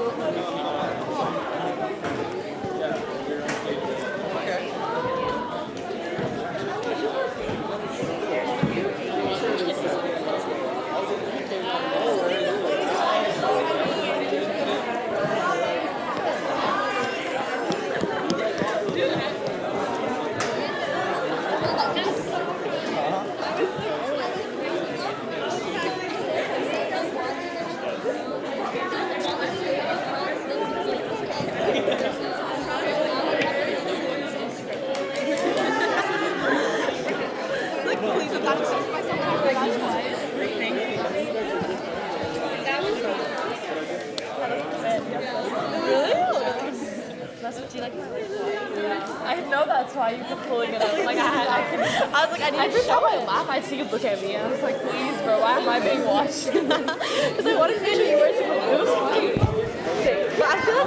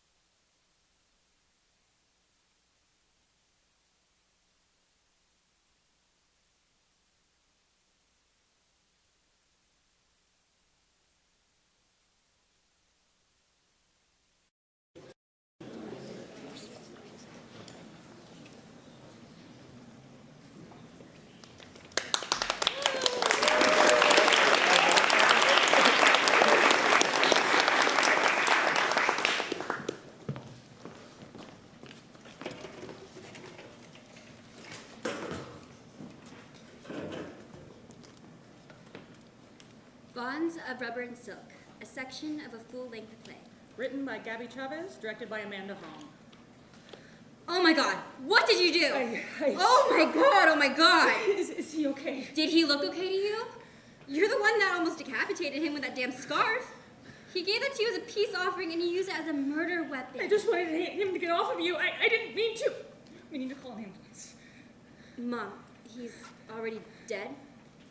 An ambulance will cost a fortune. I'm not spending all that on a dead guy. I have no idea how long I held him there for. My hands are numb. Was I really holding on that tight? Why don't you ask the dead guy? Are you all right? As good as I can be. So much has just happened. I feel like my head is about to explode. Where are my pills? Your arm. I'll be fine. I'm not going to the hospital if that's what you're thinking. We have now, to go. Where it's are only my gonna get worse. pills? It's only going to get worse. I said, I'm fine. We have bigger things to worry about. I might need some also. My heart won't stop pounding. Trust me, you're better off without them. All right. I'll just call the police, tell them what happened, and all of this will be over. Do you really think that's the best idea? What else are we going to do? Just let him sit in there? Schultz will get this all straightened out. He told me to call him if something like this happened. You knew this would happen? Well, definitely not this, but something. You knew better than anyone how Erith is. I thought if I just got ahead of him, I could reduce the damage, protect you from whatever he was doing. What the fuck are you saying right now? Schultz and I knew he was up to something. He needed to be in jail, Mira. He is, damn it, he was dangerous, especially to you. I can't believe you went behind my back like this. It wasn't you who we were after, it was Erith. That doesn't matter, I chose to be with him again. And there you go again, always having to meddle in my life. And it was my meddling that just saved your life. Now you're welcome. Please move, I'm calling Officer Schultz. And it's your meddling that's going to get us both thrown into prison. Excuse me? Listen, you've been threatening Eric since I could remember. They're going to think you planned it. This was an act of self-defense. And what do you mean by both, Mira? Eric started to involve me in his business. I was only going to do it temporarily until I made enough to live on my own. What kind of business? These pills. They're a stronger version of my anxiety meds, and they look exactly the same. It's just that the ingredient that makes them so effective, it's not really supposed to be in the States. Mira, are you telling me what I think you're telling me? How could I be clearer? Eric's contact was going to pay me $2,500 each to store it and sell it to the Razorbacks. You've been drug dealing in my house with gangs? And you're a murderer. Now, we've both done things that we aren't proud of. Besides, we never brought them here. We met them at the abandoned shoe factory across town. Now, please, just don't call Schultz. This is insane. I told you that boy was no good. You filthy scum! Look what you did to my daughter. Okay. You turned her into a drug lord. Okay, you're actually talking to the dead guy now. And I'm far from a drug lord, more like a drug disciple. I just never thought you would be so gullible to fall for something like this. You were supposed to be turning your life around. Well, maybe I was so desperate that I'd do anything to get away from you. You always have to say something. Everywhere I go, everything I do. You don't care about me. You only care about controlling me. Are you serious? Everything I've ever done was for you. I put my entire life aside so I could be there. I killed that boy for Christ's sake. I have sacrificed so much, and every time all I met with is that attitude. Well, maybe because I never asked you to do all that. Maybe it would have been better if Eric did kill me. Maybe that's the only way I'll ever have some peace of mind. Don't you dare say that. What if it's fate? What if I was supposed to die? Mira, don't. Remember what the therapist said. No, Mom, think about it. What if this is some final destination shit? Dad was supposed to kill me, and now death isn't going to stop until it gets who it's actually after. Stop it! Stop it! Your father was a maniac, and you did what you had to do to still be here. What's that mantra say I gave you? I am here, I am present, and that is enough.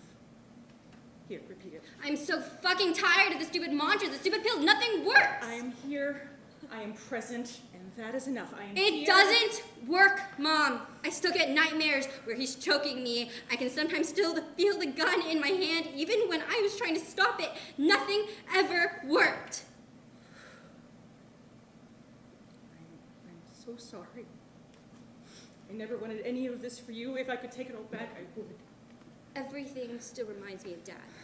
This house, this room, even Eric. I know, I still feel so guilty. I wish Stop. You didn't leave Dad, and I didn't leave Eric. It's over now. But there's so much I could have done. No, that I should have done. You were the one that saved us from him. I failed. You did your best. I truly don't blame you for that. I wish you would. Of all the things I've done, I wish you wouldn't forgive me for that. Well, I guess we're even now. Holy shit. For a second, I completely forgot he was in there. That's so freaky.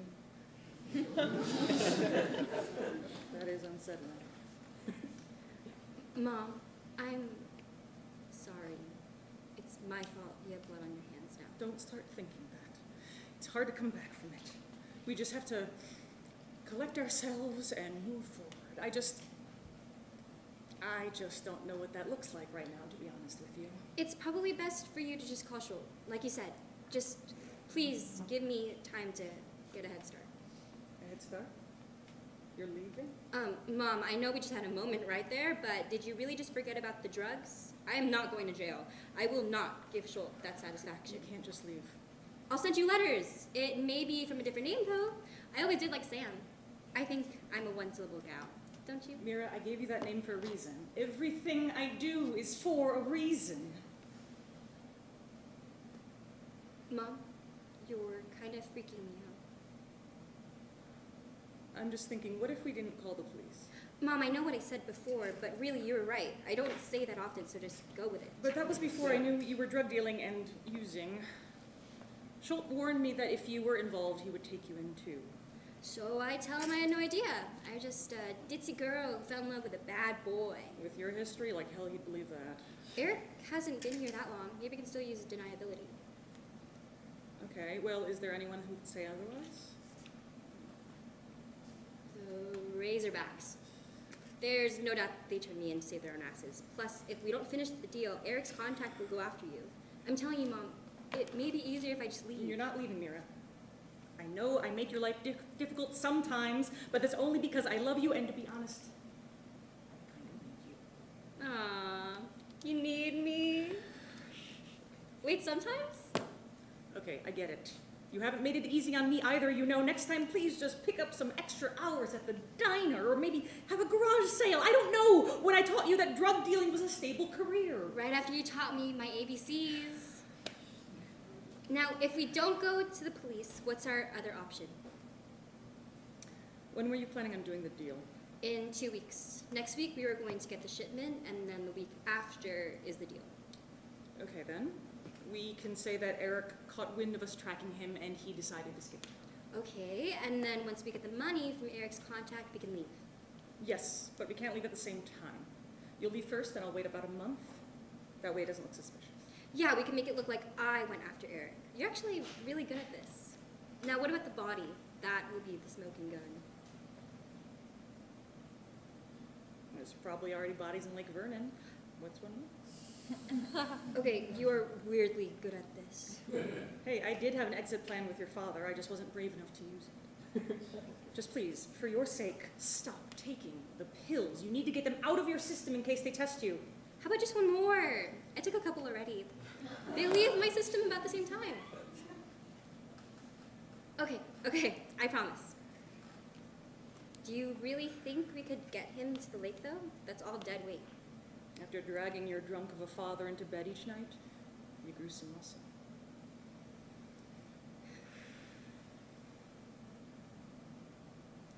End of play.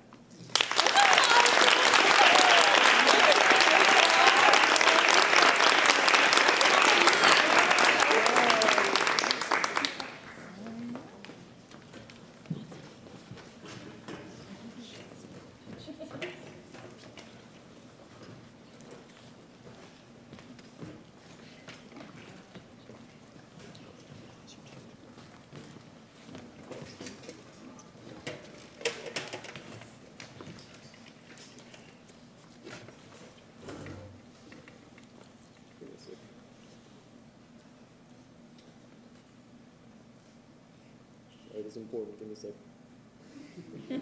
You're gonna love it. Yeah, start with the part. Got you. That's not getting it.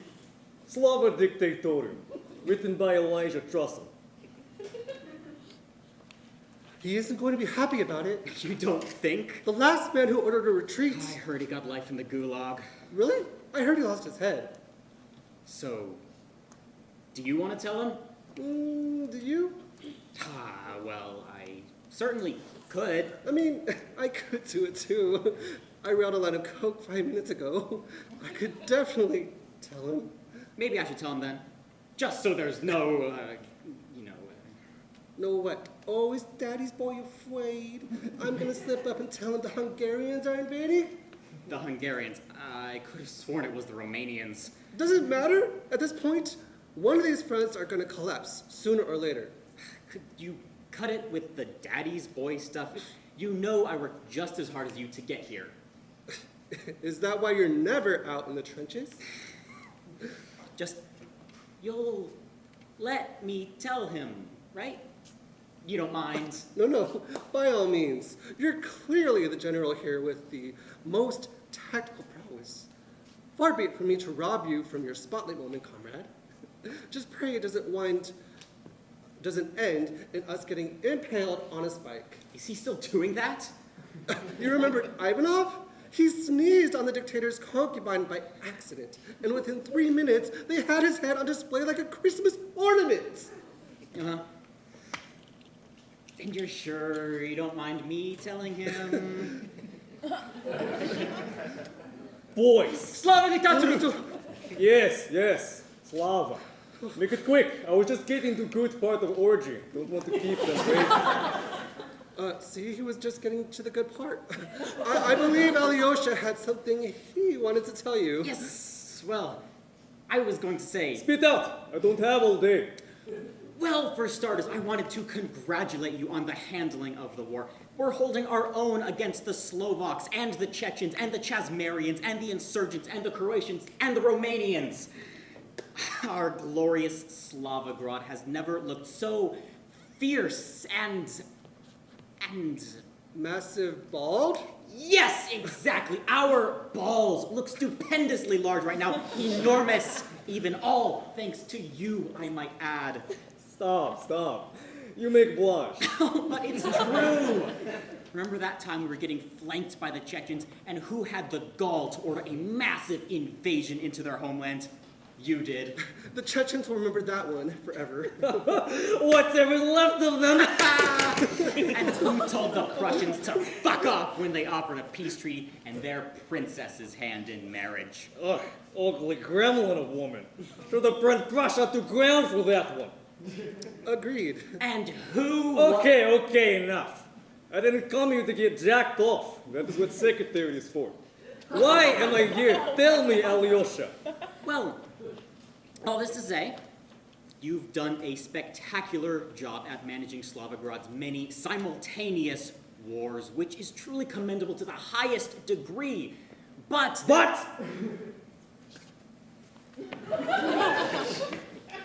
You were saying?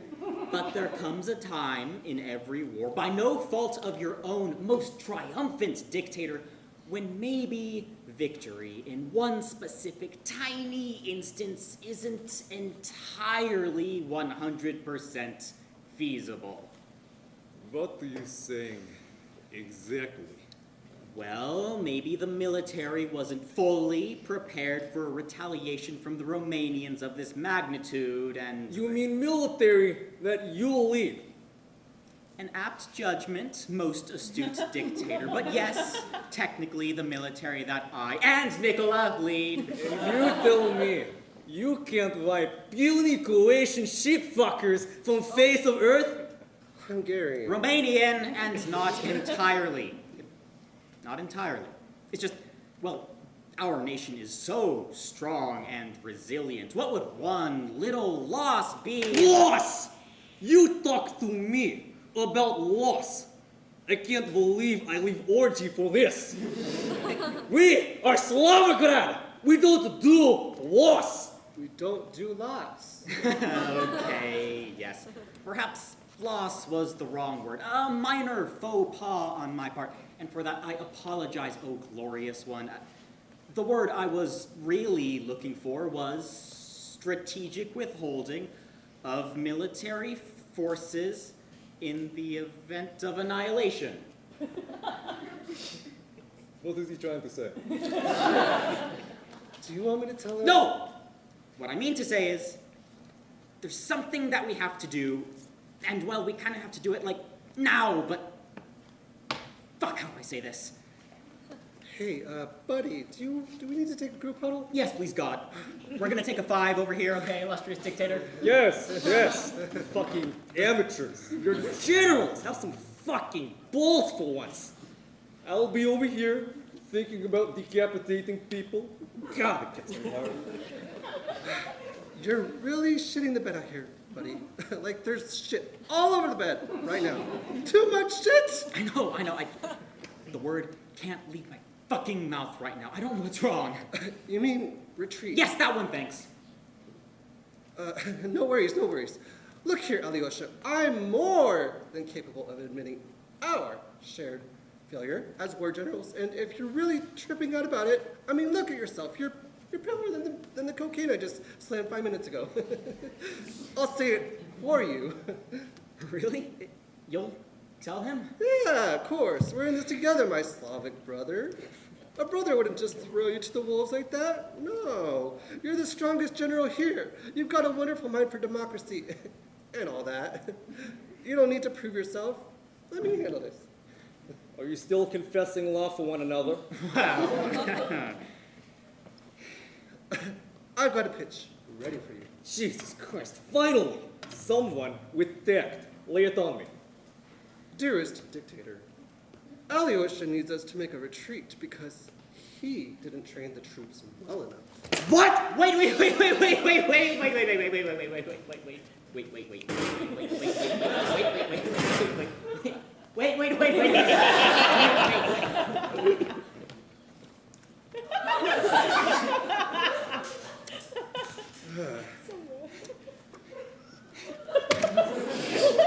Yeah, he says that Slavrograd would crumble due to his incompetence if we don't pull out immediately. Hold on! I knew that little baby-faced babushka couldn't be a good general.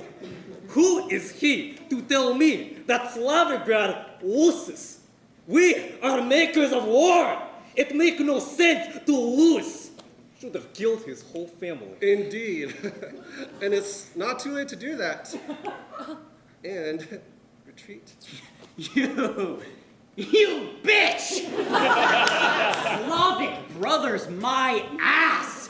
15 years in the service together, and this is how you treat me? I need to really vet my generals better in the future. Nicola, please take note. On it, most excellent dictator. You know it's your own fault for dipping into the military budget to feed your cocaine habit. You know it's your fault for never meeting the soldiers on the front lines. It's your fault for distracting the troops with prostitutes every day. Boys. They like it. It's your fault for moving the line so far north. And who told you that was a horrible idea? Boys. Horrible idea. It's your fault our troops don't have weapons since you've been funneling them to those top secret stash houses. Boys. How do you? It's your fault for... Boys! Please, for the love of Jesus Christ, our Savior, just tell me who is responsible for this. Please. Fine. I kill both. No. Let's not get ahead of ourselves here. Yeah, I thought we had a clear winner. It has come to national attention that perhaps both generals are incompetent baby boys who deserve merciless, publicized slaughter. God, I love saying that. Mr. Dictator, I can prove to you that it isn't incompetence. We need to look holistically at our resources and strategize instead of showing off immense brute force. It's unsustainable this way. He's right. We need to back off for a little while because he failed so miserably. Please, listen to him. We just need some time to regroup our weapons and munitions that Nikola hid away in an undisclosed location. Don't listen to him. He's upset because he can't even speak, because he can't hold his own in battle. Who do you trust more? If we focus on regrouping our efforts, then maybe we can save this beautiful nation and no one here needs to die. Oh, wait. Do listen to him. He makes a good point, actually. And then we can send this guy to the front lines as punishment for the stash houses. Really? No. I mean, don't listen to him. Don't listen to him. He doesn't know what he's talking about. He was just handed this position on a silver platter. I've worked harder to get this position than you've worked in your entire life. What, by sucking Daddy's dick? That is disgusting visual, Nikola. Could you please elaborate in detail? I got here by befriending every colonel, every commanding officer, every fucking drill instructor. Can't you see he's trying to undermine you? I'm sure all those closed-door meetings were just to befriend your higher-ups or shove your nose up their asses. Word gets around. You're sloppy. Tell me more about secret meetings. What? Don't you want to know about the stash houses? The hidden weapons? The secret army? I don't care about stash house. He doesn't care about stash house. The meetings. The just talk about policy. Something Nikola would know very little about. What policy? I am dictator, no? I make the policy. Your job is to carry out policy, and sounds to me that you are failure at carrying out policy. They want to form a council with voting. Council? Voting? That's just Wait. And checks and balances. Enough! I cannot hear this. There will be no council. I am government. Slavigrad needs no council. Wait! Undefeated and most proletariat-crushing dictator, this man spews false truths. He harbors a secret army right under your nose. I've seen it. Do not. Do too. Traitor. Chechen lover. Take that back. Dictator? Boys. You bring smile to my war-urged face. As shitty of generals as you are, you clearly have much love for the democracy-crushing nation of Slavigrad. So much that you'd overthrow it. Pardon? I remember my first attempted coup. So much like you baby boys. If I was in position of you, I would do same thing. Now, maybe I wouldn't ask for retreat while doing overthrow of government, but I would definitely try to kill dictator. But I'm not trying to... Shut up, yes you are. So, are we calling the retreat? You would kill me to save nations, so I trust judgment. 2 boys after my own heart. What the hell, I call retreat! So you're not gonna kill us? Oh, no. You 2 are dead as soon as you leave room. Like, super dead. I'll probably puppet your dead bodies to street like a parade float. But I'll call secretary to order retreat. Glorious day! Orgy, here I come! So we have to kill him, right? Yeah, I think so. Strangling him would probably be easiest. Oh, you first. You're sure you don't mind? Guards, please have Nikola and Alyosha taken to finest gulag and... Freeze! The nation of Slavigrad has been seized by Romania. Surrender or die. Yeah, that makes sense. I never should have left Orgy. Any chance you guys take political prisoners? End of play.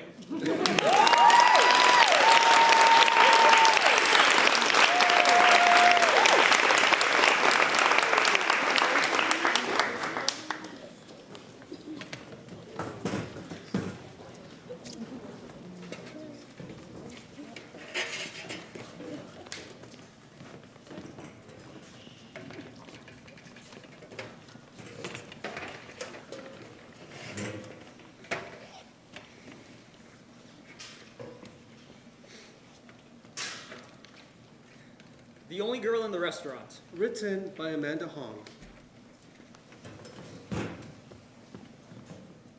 Hi there.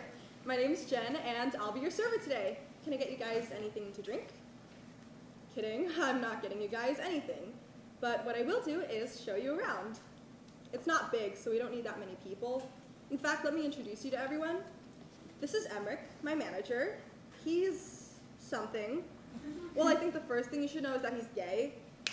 Not like that per se, but you immediately know, you know? And he's very performative. Liberal, but only to a certain extent, that extent being what includes him. God forbid he defend my honor as a woman. This is Mike. He's the host. I hate Mike. He's just, ugh. You'll see what I mean later, but right now I can't keep talking about him. This is Alex. He's a cook in the kitchen. I like Alex.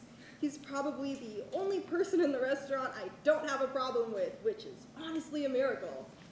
And with that, it's time to start my shift.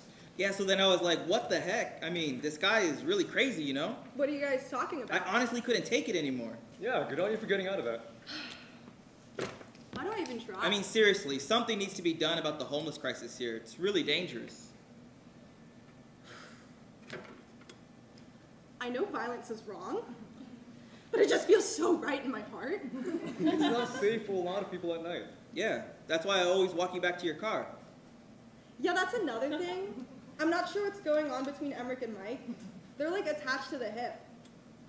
They might be fucking. But that would be so weird and unprofessional. I mean, dating a coworker, really? Hey, Alex. Hey, how's it going out there? All right, I guess. My table's fine, but I just really can't with Emmerich and Mike. Still ignoring you?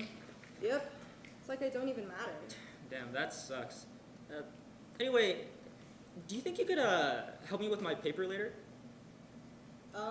Yeah, sure. Thanks, you're the best. I try. Okay, I gotta go. Hey, good luck out there. Thanks. I need it. Now you might be wondering, where is everyone? Why isn't the host watching the front? Why didn't anyone tell Jen where they were going? And you know what? I wonder that too. Where were you? I was outside taking a smoke break, and Emmerich's getting food. And you guys just left, without letting me know to watch the front. What if a customer walked in? What if there was an emergency? Well, yeah, I mean, you knew. Why on earth would I know to watch the restaurant if no one tells me? Jeez, no need to get all angry. Just tell me if both of you are going to leave me alone in the restaurant, okay? What was that? Customer enters. And immediately eyes Jen. Ooh. Mike leads customer to a table. And your server will be right with you soon.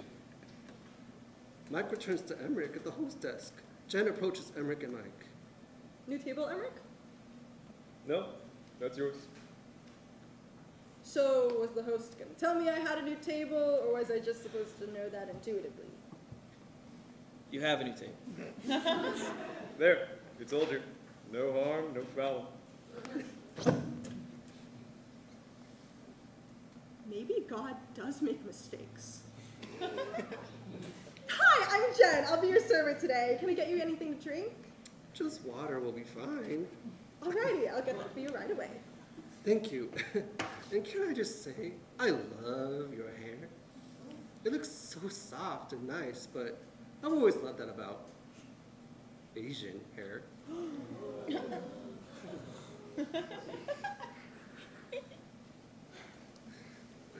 Thank you.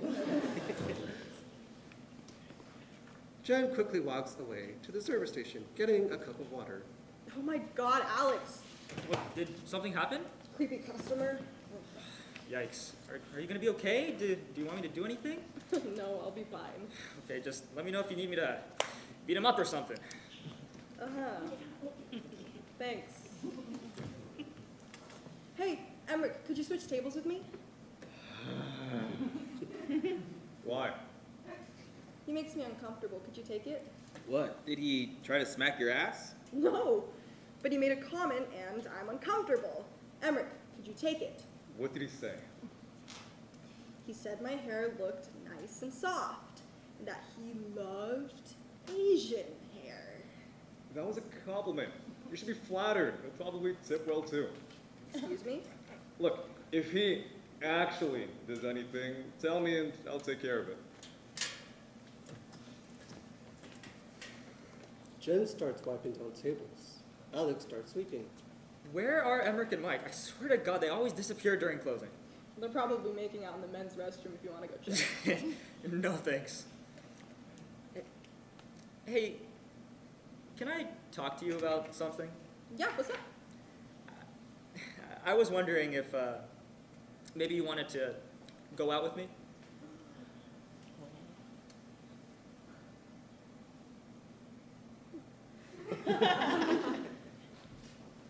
What the fuck? Oh, You don't have to give me an answer right now. Alex, I'm flattered. But we're coworkers. I just don't think it's a very good idea, you know?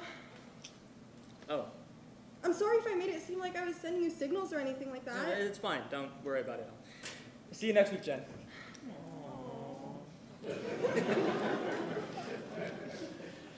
That was bad.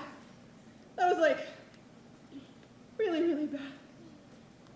Oh my god. Did that really just happen? Was I accidentally flirting with Alex? Do you guys think I was flirting? Did I lead him on? I thought I was just being friendly. Jesus, it's gonna be so awkward. He was my one friend here. Maybe I should just quit. But what if he takes that the wrong way? What if he asks me out again? I can't use the excuse that we're coworkers. Then I can't quit. I just have to stay here with Alex and Emmerich and Mike. Great. Fantastic. Maybe I will quit. That sounds like a good idea.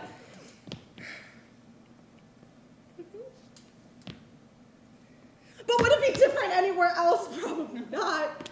So then I just won't have a job. That's fine. I could focus on school more, but I need the money. But it's not like I can change anything here because men, ew. So then I just keep going with a guy who asked me out and another two who completely disregard me. Yeah, this seems like an ideal situation. Totally fine. That's just life, right? And that's the end of my shift. End of play.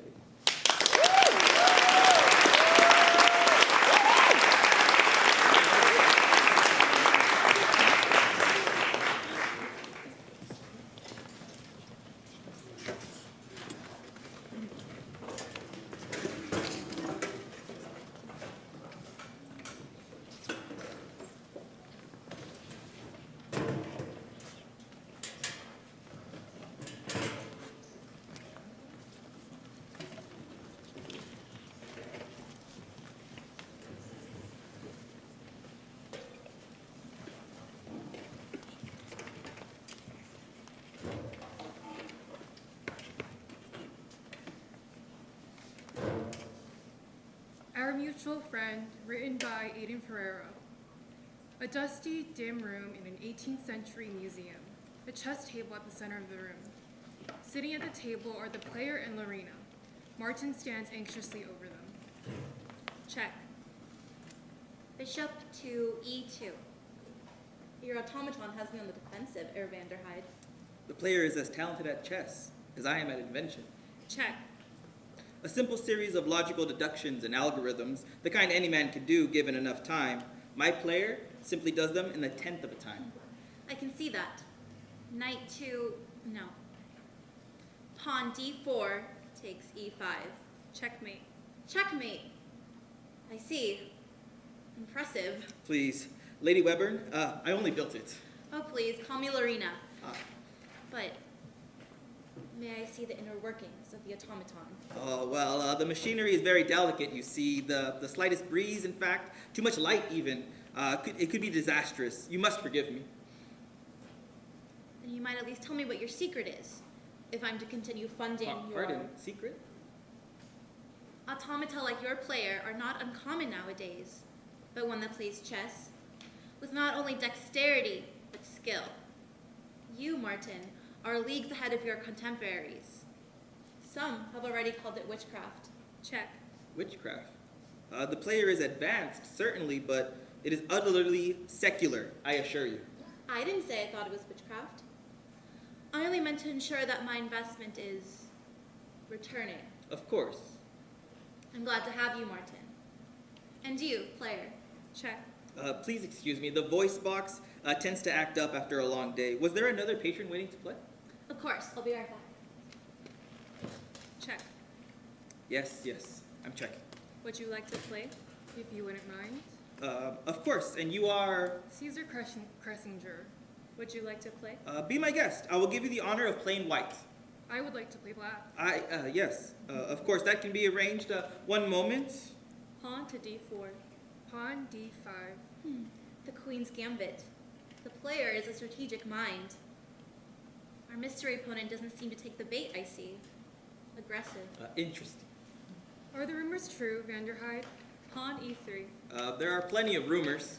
They say your player is possessed of devilish spirits. They say you pulled them from Hades itself to finish your design. Check. Very aggressive.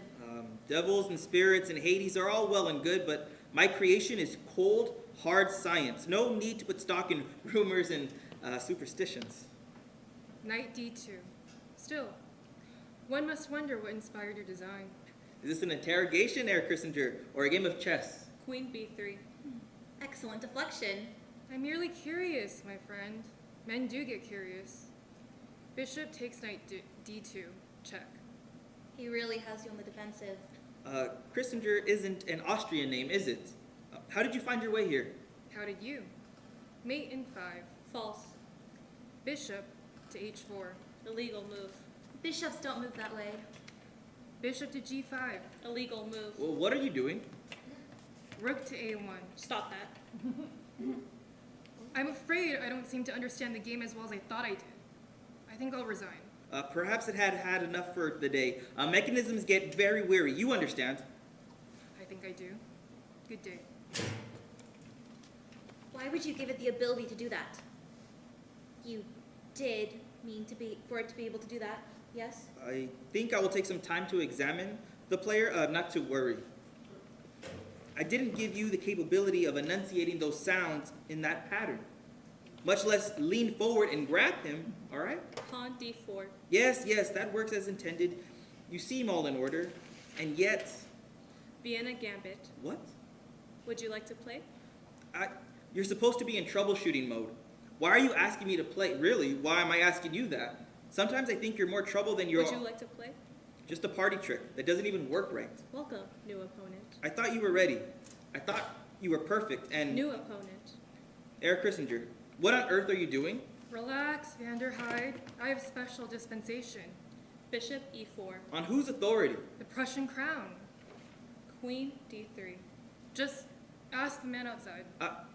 Surely you cannot honestly believe my player is what, haunted? I'm simply investigating. Excellent deflection. What? Lorena said that during your game, don't you recall? Are you insinuating that it learned from her? I will have to see the inner workings. I will have to ask you to leave. Please forfeit. I am not asking. Nor am I. Please leave. This is a stalemate. Please forfeit. You are not helping. You say that as if you expected to understand you. I am expressing my frustration. If you refuse to let me investigate the automaton, I will have it moved to a secure Prussian facility. Legal move. You cannot do that. Have your wretched machine and hand me.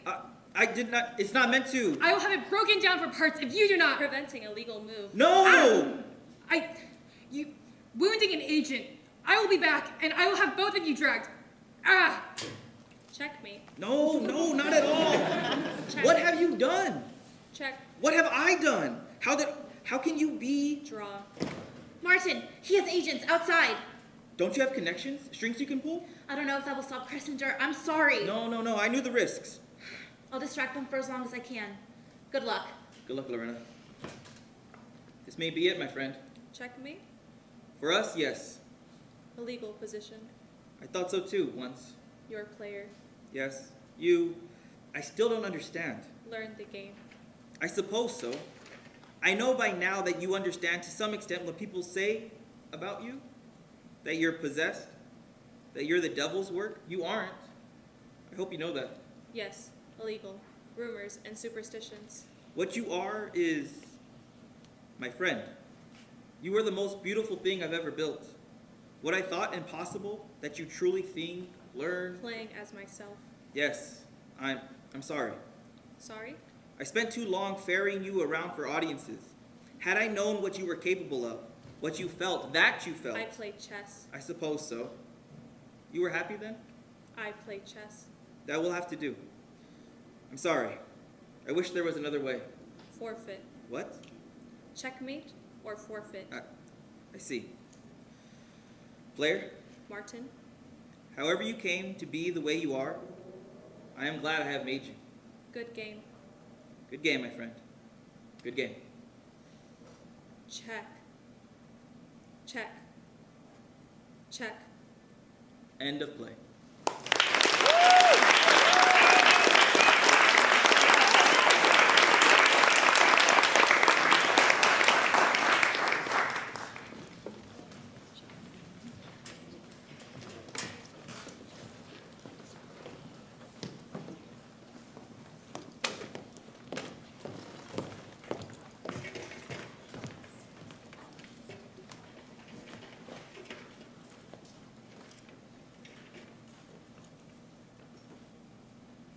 The Proposition, written by Adrienne Williams, directed by Rachel Millar. Lisa is sitting at a table studying, typing furiously, trying to finish her assignment. As she's studying, Mark walks up and removes her earbud. Good morning, Lisa! Still working on your proposal, I see? Long night? Fuck off, Mark. Okay, okay. Someone woke up on the wrong side of the bed. I, on the other hand, woke up early and refreshed because my project was finished in advance. Good for you. Want a cookie? If you're offering. Anyone sitting here? I wasn't. Not the cookie, nor the seat. Harsh. And here I thought you were warming up to me.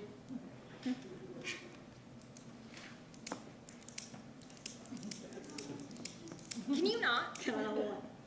Can you not be annoying? I'm not doing for anything once? to you. Your presence is doing something to me. So you are warming up to me.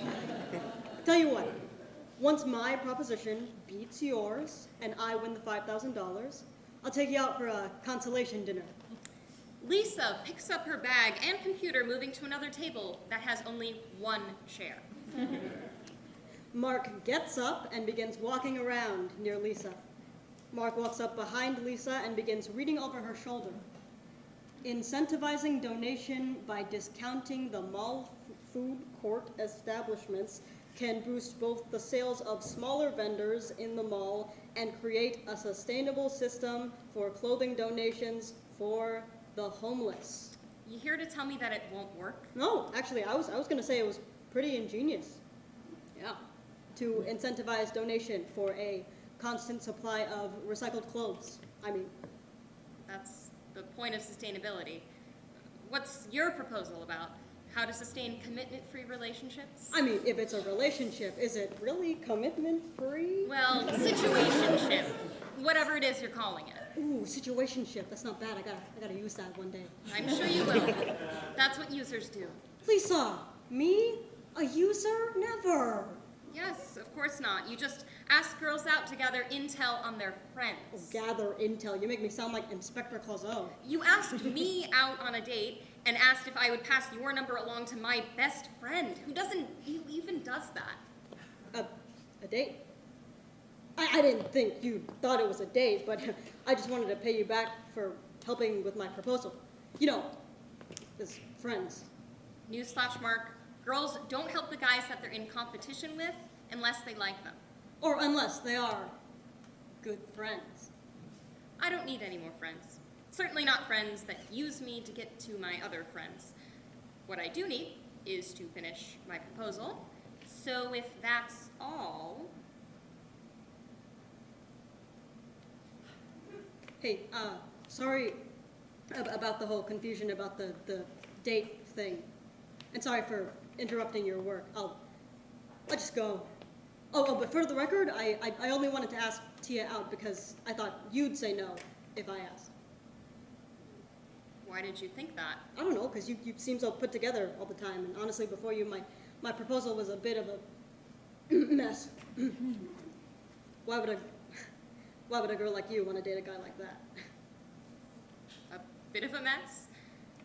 And if you really liked me, why would you ask me to give Tia your number? Well, you made that comment about how Tia thought my hair was cute and that she was single. I thought that's what you were. I thought that's what you were suggesting. I figured since, you know, you're friends with her, she can't be half that. She can't be that bad. I said that before you asked me out, and Tia is a great person. When you offered to take me to lunch, I thought that meant that you liked me. I did. I do like you. Well, then why did you have to be such an idiot about it? You could have just told me. How was I supposed to know that you liked me? I said yes to the date. It wasn't a date. Whatever.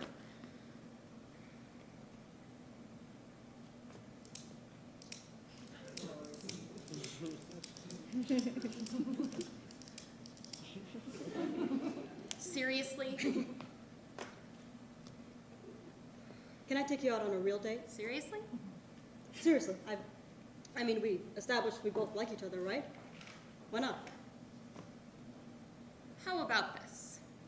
If you win the grant, you can take me out for that consolation dinner that you mentioned. And what if you win? When my proposal wins, I will revel in my success, and you will leave me and my friends alone from now on. What makes you so sure that you're gonna win? I helped you with your proposal. I know my competition. Well then, may the best man or woman win. May the best man win. End of play.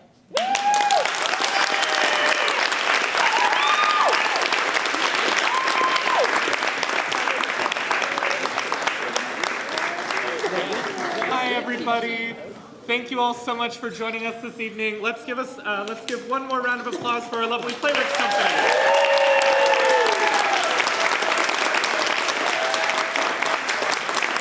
I would just like to remind you all that we are going to be having a talk back with our lovely guest, Erin Henney, and our playwrights tonight. You are all more than welcome to join us. Talkback will begin in just a moment. Sorry, I had just written this down. That's so funny. The talkback will begin momentarily. We invite you all to stay in your seats and join us if you would like. Thank you again. Have a wonderful night and get home safe. Thank you.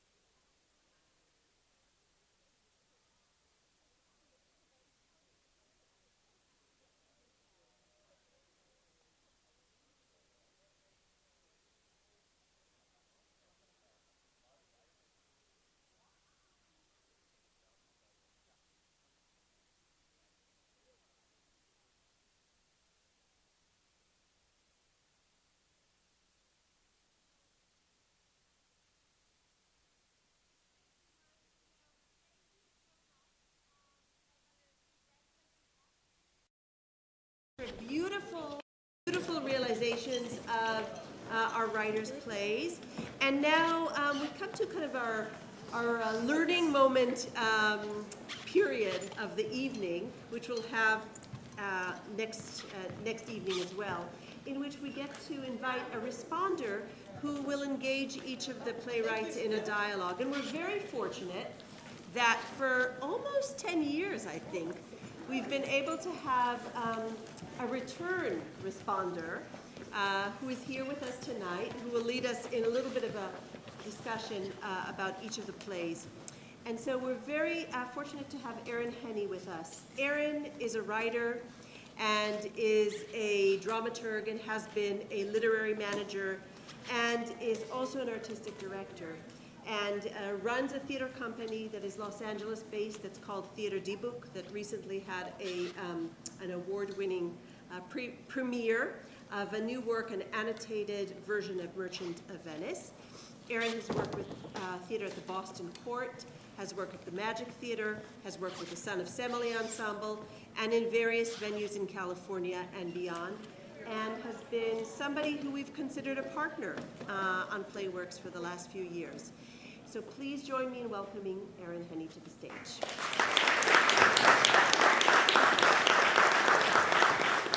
Hi everyone, good to see you.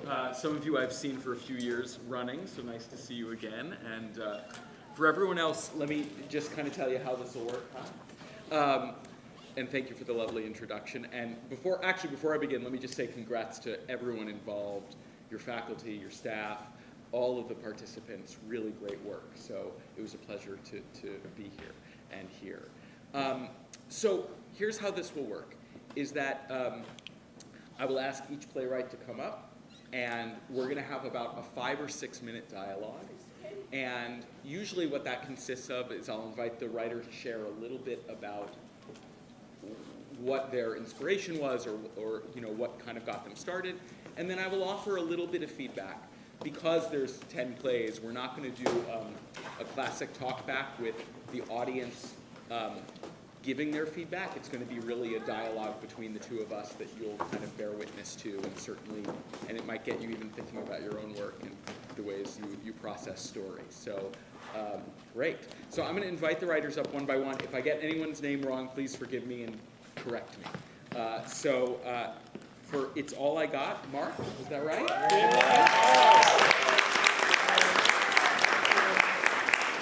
Hi. How are you? All right, good to see you. Thank you, yeah, to see you. Thanks for writing a lovely play. And so, and again, congrats to the director and the actors, nicely done. And yes, indeed. So first I always like to start with just share a little bit about kind of what your starting place was, what you were thinking about. Yes. So I just want to play something for this, like specifically this. So I knew like it was going to be 10 minutes. So, and then I was like, what to write? And then I just wrote what I went through, which was like I lost my job to a fire, not for like. So I just like, oh yeah, I'll just like, you know, how often does that happen? So I just started from there. Like then like it just became what it is. Yeah. Thank you. Thanks. I'm always curious too. Where kind of process did the trajectory of the play as you imagined it? Did it change as you were writing it? It's like it was like between 3 characters, from the start, and then I feel like I just wanted to put Sam in a position like he can't do anything, so like it was just in terms of like how to just build that tension, like, you know, increase it. So yeah, it just like organically became something like that. Yeah, thanks. So I really appreciated, first of all, just the clarity, right? We have, here is the setup of this person's situation, we hear it clearly, and then complication on complication, right? We have the roommate that's like, where's the rent? And then we have the other person we don't expect coming in saying, I need $200, and we're watching, and then you keep returning to those $14, which is also a nice, it is both tough and also a comic beat, because anytime you keep returning to something, so you get kind of both the laugh and the cringe simultaneously. Yeah. So I thought all of that was really skilled, and also in 10 minutes hard to do, to give us that much exposition and that much character work and to accomplish it that quickly and to ratchet up the tension, I thought was really effective. And also when we're that specific about somebody's situation, it becomes universal, right? We all start thinking about the times when maybe something was tough, or we were short, or we couldn't quite meet people's needs, or we made promises we couldn't keep. And a reminder that the specific is the universal. So I thought you accomplished that really well. I guess my two thoughts about sort of next steps with the play, right? Yeah. One is I wondered if there was an opportunity to make that spiral even bigger. And what I mean is, there's so much tension coming in already, right?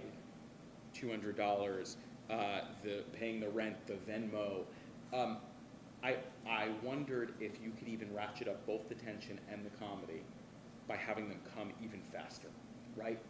And is there even another complication, another need that is not being met, right? Because then what happens is, at a certain point, we sort of knew where we were at, and another layer up would let you accomplish even more, right? And to see the direness of the situation in an even bigger way. And then my other question is, talk to me for a moment about the monologue at the end. Was your vision, I want to make sure I understood correctly, right? Because in reading, sometimes it can be hard to know for sure. Was your vision that this is a moment out of time? In other words, the other characters are hearing this character, or they are not, and it's kind of an internal monologue? Yeah. So I was like, it was both. Yeah, so like, they're still in the room, so in a way, like, he's talking to Amy and Dave, but also he's breaking the wall and like talking to everybody, and then also singing to himself. Yeah, so I try to like point to like make it answer to everything, like all the layers that's coming on. Yeah. Yes. Yeah. So something to consider structurally is a both monologue like that is challenging, because I as an audience am wondering, is this real? Is this happening for me? Is this happening for the characters? Are they responding fully to it? Something to consider, if you want to try doing both, then you might need to give us kind of breadcrumbs along the path, meaning we might need moments earlier where it is just with the audience.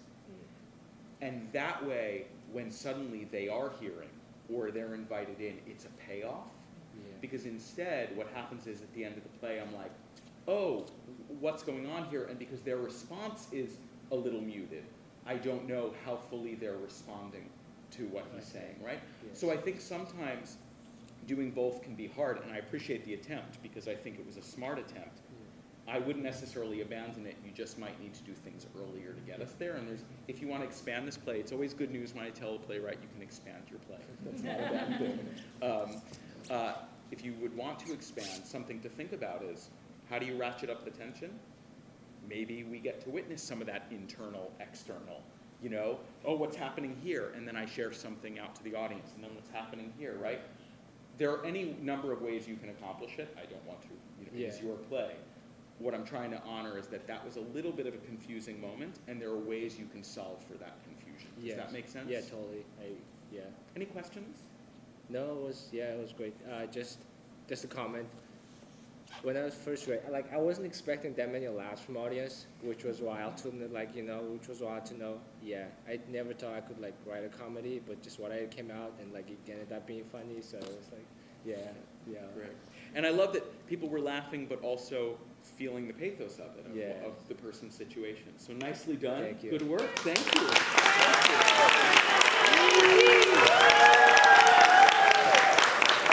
So, I do want to say a word also for those who haven't been in this process before. This is meant to be of service to the writers because all plays, especially in readings, are things that are growing and evolving. And so I want to acknowledge it's always a fraught moment. We just heard our play for the first time, and I'm like, hello, you have never met me. Here's some notes for you, right? So what I want to acknowledge that that's a fraught moment, and that we're here as a community of support to say, here's how your work grows. So just so you know, if you've never been through the process, this is meant to support and help the work continue to grow, okay? Great. Let's see here. So the next play, Team Player, Katelyn. Is that right? Hi. How are you? Good, how are you? Good, good. Nice to meet you. Nice to meet you. Yeah. Katelyn, is that right? Yes, yes. Okay, great. So, same question I usually start with, which is tell us a little bit about how this started. Well, I consider myself a writer, but not really a playwright, or at least not until I took a playwriting class with Paige, with Paige Goodwin last fall. And then, I don't know if anybody could tell, I worked customer service, you know, so I was really inspired by my work, and yeah. Great. Yes, thank you. And also, as always, congrats to the director and the team on really good work. Talk to me a little bit about kind of, so I understand the personal inspiration. Talk to me a little bit about kind of, was there something you were like, here's kind of what I'm hoping to communicate? What was bubbling under the surface for you? Well, I think I definitely did want a lot of practice in like subtext, like for instance with like her dialogue with Dickens, I wanted to definitely kind of get that across, and then like her struggles with her mother, I wanted to get that across well. Like I just wanted a good balance of comedy and then like drama basically, because I think I can do drama pretty well, but comedy was new for me, so I was like, okay, let's see how this goes. Good, good. And I like hearing that sort of attempt to expand the palette. Nicely done. So one is, what I really appreciated was the setup was super clear, right? Again, and congrats to your faculty too in supporting this, that setups and payoffs. We understood very quickly the situation this person was in. We saw their situation with the manager. We heard that phone call, so we kind of understood the pressures that were at play, and you did it swiftly, which is really great, because sometimes those setups can be a whole 10-minute play, and that was 90 seconds or 2 minutes of your play, so really nicely done. And I also thought that I appreciated the pressures that were mounting, right? You had the manager, you had these variety of customers, right, who need and want different things and have different ways of interacting. You have the unexpected person who seems that they are gruff, but then obviously there's a flip at the end. And I thought that kind of swift portrait of what it is to be in that job works. And also the reading accomplished this, but I also thought even theatrically the idea of, you know, one after the other and seeing one person do that again and again, whether or not that's actually where it would wind up in full production, I thought kind of gave us some satisfaction and gave us something to laugh at and enjoy. So really nicely done. My question for you is, you set us up with, you're kind of speaking to some economic stressors and challenges that are common in our society of people in positions of difficulty, and the systems and structures around them not supporting those positions of difficulty, which I really appreciated. And then we get the donut shop reveal at the end. And something just to consider is, I appreciated that you wanted to give us a kind of empowering ending. I would encourage you to consider pushing into the bittersweet nature of that ending. Because something I was sitting with as an audience member was that it's bittersweet, right? She's empowered, but we're also talking about another job that may actually be supportive, but also probably may still have some economic challenges, may have other things going on. And she still has to go through this character still has to go through a process of applying, right? So I, as a figure, am sitting here with a little bit of unease or dis-ease about this character's situation, but the play itself doesn't acknowledge that. The play itself is sort of wanting to give us a sweet wrap-up, and I feel like actually leaving us in a little bit more of an uncertain place would actually make the play more satisfying, because I can feel it, and I want to know the play feels it as well, right? So even a beat after the sort of empowered ending of uncertainty would kind of let it go to the next phase, right? The other thing I would look at is plays like this often exist in pace, and you could maybe, believe it or not, even fit 2 or 3 more customers in there. If it were like boom, ba-boom, ba-boom, ba-boom, because then the tension ratchets up, but so does the comedy. And you were talking about the desire to go into comedy, and comedy often is in kind of overwhelm more than we expect. Does that make sense? Yeah. Any questions, thoughts, anything? I mean, I suppose, I was just wondering what, I guess, audience's reaction was to like the dialogue, or the monologue scene, if it's like working, I guess, because that part felt really important to me, because I love Dickens, and I love Tale of Two Cities in particular. So I just wanted to know if that was coming through, like, it's her moment of like. Right. Yeah. Right. So I'm going to make a recommendation, because just for time, I don't want to open it up to. The thing I would recommend is, this is often what I do when I have those questions, and then I'll offer a thought on it. One is, I would go to a couple trusted folks, and then I would actually just ask one or two people and just see, not for their opinion on how to solve it, but like, hey, that Dickens moment, you might get responses like, wait, what Dickens moment? Or you might, right, and that tells you something. Or you might get responses of like, oh, I really heard that. So I would recommend though, and I would recommend ask an open question. Say, how did the interior monologue, what did you get from that? Don't lead the question and let them respond. I will say to you, I appreciated that being there, and also it's such a recognizable beginning of a book that I didn't have to work hard to know you were quoting something, as opposed to if you chose something more obscure. Again, things land in repetition. I know it's a 10-minute play. I think if you give us one or two more of those, I recognize it as a vocabulary. A singular moment, and where was it in the play? Was it in the first third, first half? I think it's like a kind of a midpoint. Midpoint. Maybe, if it anything, yeah, it would be the first half if it was. The other thing is, if you choose a singular moment, often singular moments come late in a play instead of early, because they're a sort of culmination. If you do it early, I'm expecting that it's a motif and repeated, right? So I think it could be really effective. You might want to look at placement and repetition. That's kind of my experience of it. But I think it's something to lean into if it interests you. Yeah. Good work. Good work. Thank you. Great. Let's see here. Improvised love. Hi. How you doing? Nice to see you. Yes. So Kai, tell us a little bit about the inspiration here. Yeah, well, when I was in high school, I feel like there was all this pressure to like be dating, and you're so inexperienced when you're at that age that all you really know is what you see in movies and TV and stuff like that. And there's kind of, in a lot of that, there's the patriarchal notion of the guy always ends up getting the girl. And so when I was in high school, you know, I made a lot of like, not so great, I guess, like, choices. Like I tried to do like very big, you know, like I did a big promposal through improv. So a lot of this is from my experience, like doing very awkward things to try and impress people, when that's like a very like kind of immature way of going about having a relationship with someone. So I kind of wanted to show like that evolution in this play of how do you get from being inexperienced to having like a more actual conversation that's more mature and natural. Yeah, nice.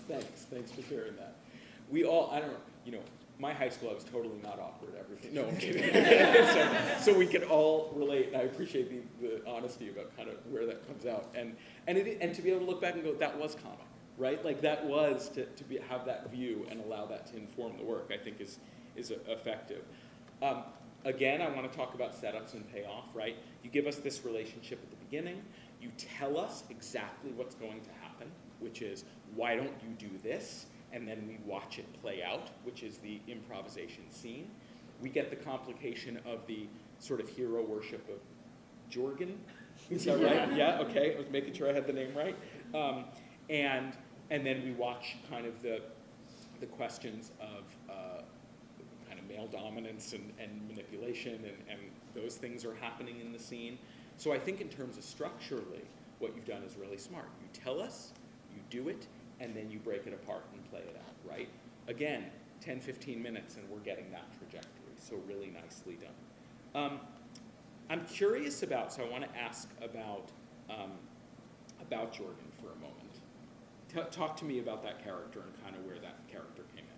Yeah, well, that all comes from, again, being in high school. I would see people who, you know, my whole life I had grown up with them, and I always thought they were really cool.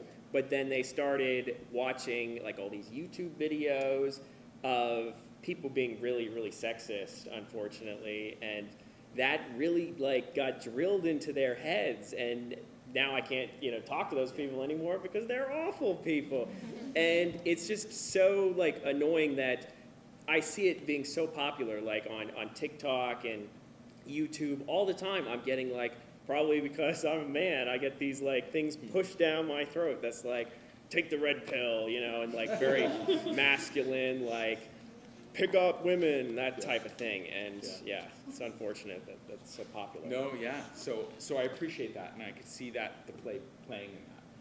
One thing I think is that when you introduce a character like that, the character is going to take up a lot of air, right? Because of the nature of the character.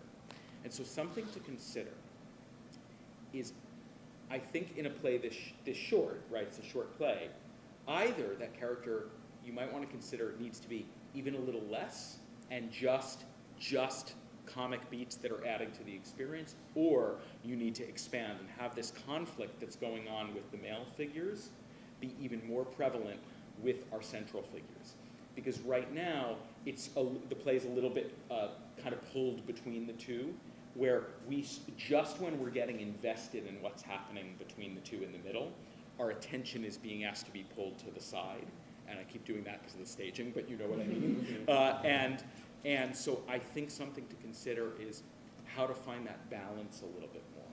And one of the ways may be about lessening. One of the ways may be about beefing up the improv.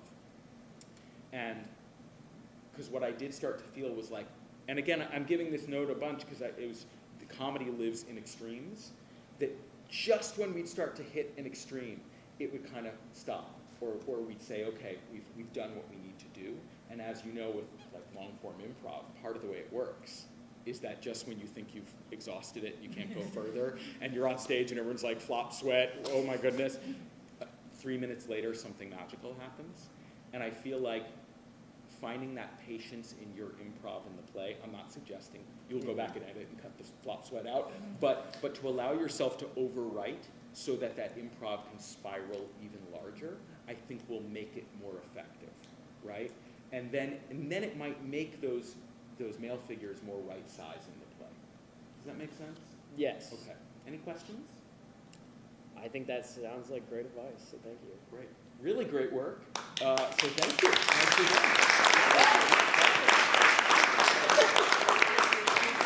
Cool. All right, here we go. We have, this is He's Mine. Jayla. Good, nice to see you again. So Jayla, you know the deal. Tell us a little bit about this inspiration. There's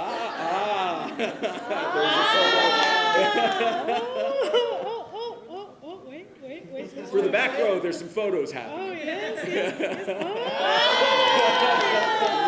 Oh. K-pop. But,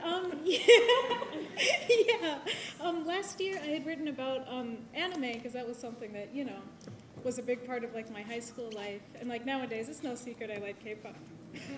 It's no secret I like K-pop. So my sister and I, like, especially as of late throughout COVID, like, you get bored. You start getting in, like, deeper into more things. And being into K-pop, God, K-pop fans suck. They suck. I've been to a lot of concerts. A lot of people don't mess with them. But K-pop's great. With me and my sister, the main K-pop guy that I talk about mostly throughout this play is Channy.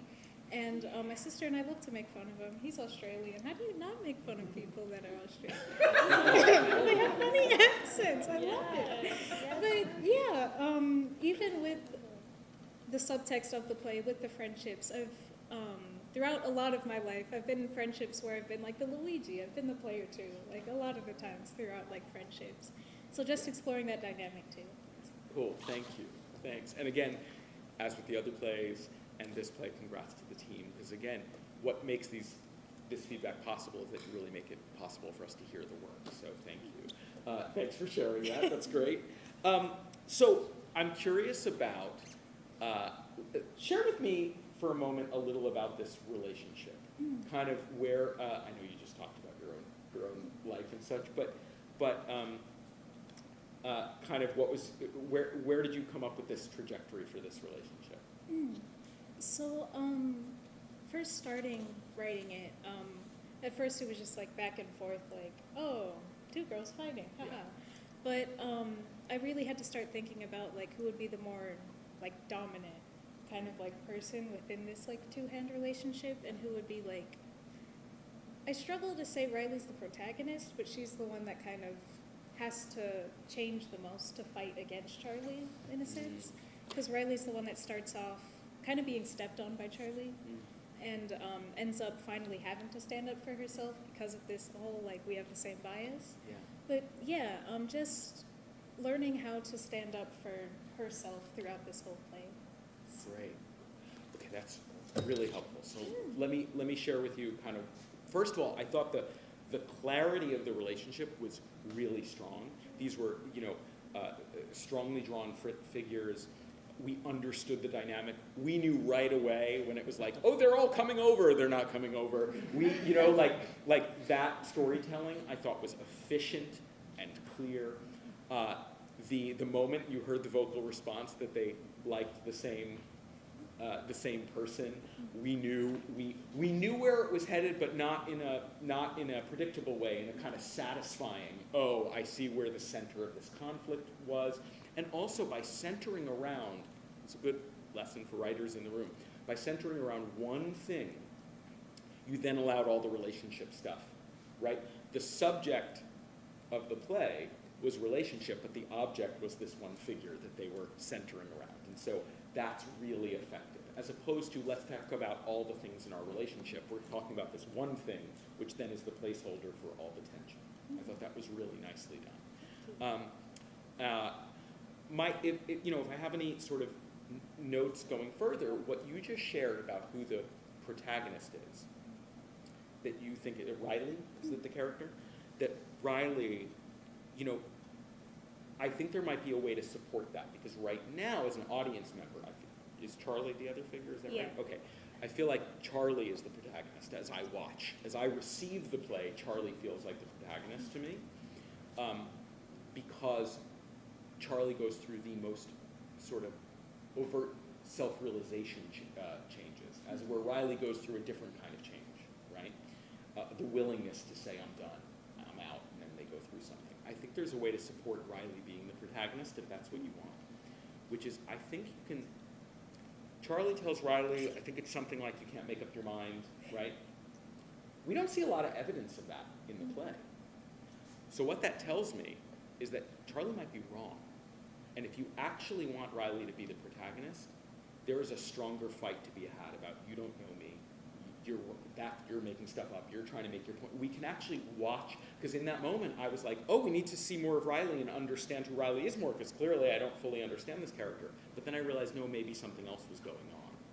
That Riley, if Riley's fight back was as much defending Riley's self as against who Charlie is, then you have a protagonist, because they're finding their inner strength, not just their outer strength.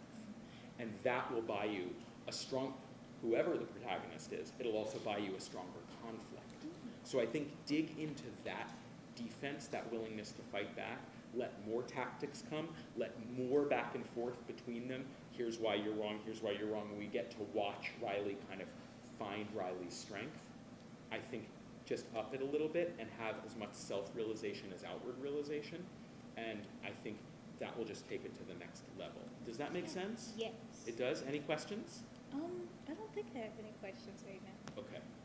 But great work. So I think you can just, and it really is just that moment in the play, even if you just tweaked it 10% more, where that fight back on what Riley's being accused of, all of a sudden the play is lifted, right? Really great work. Thank you so much.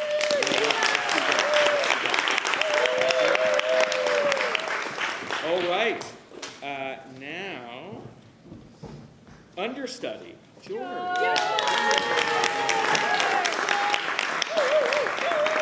Hi, how are you? Hi, doing well. Good, good.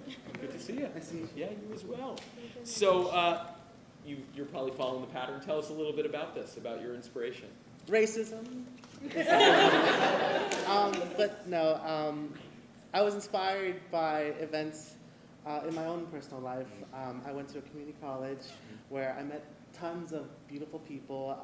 My best friend, I met there, and we were in this program, this theater program, for a very long time. I would say we were there for too long of a time, and we kept, kept auditioning, but like we kept not getting anything, and we were like, well, what's the problem? What's wrong? And then slowly we started asking ourselves questions like, is it this, is it that? And then it got to a point where a lot of my friends quit acting, they quit. They started going different careers, which and I'm an observer, first of all. I observe people like unintentionally. So I just see how people are and how their faces just, when they just are devastated, they have this thing where it's so heartbreaking, which I sometimes wish I wasn't an observer. Sometimes I wish I was oblivious to this.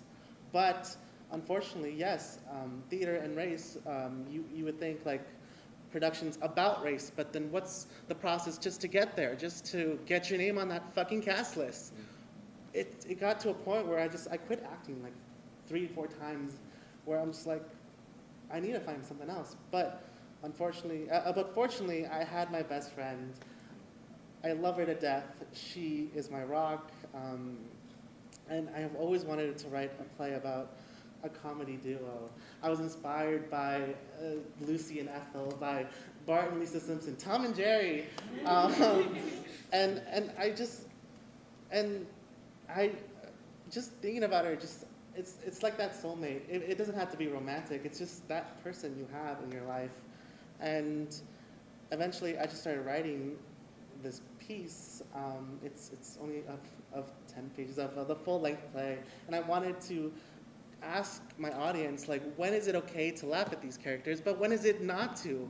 And I'm pulling real things, real quotes from actual faculty members who, as students, we give their trust to them, but their bullshit reason is something to have to do with your skin color, your weight, your height, you're just a stutter. I had this professor who just would not work with anyone who would have a stutter, and it was just frustrating for that. Eventually, yeah, I would love to have this piece performed. Yeah. Thank you. Thank you. Thank you. And I think that, so hearing that, I thought what was really effective was that you gave us this holistic portrait in a moment, right? You kind of gave us everything you just said, which is because you had these 2 figures who were friends, who are,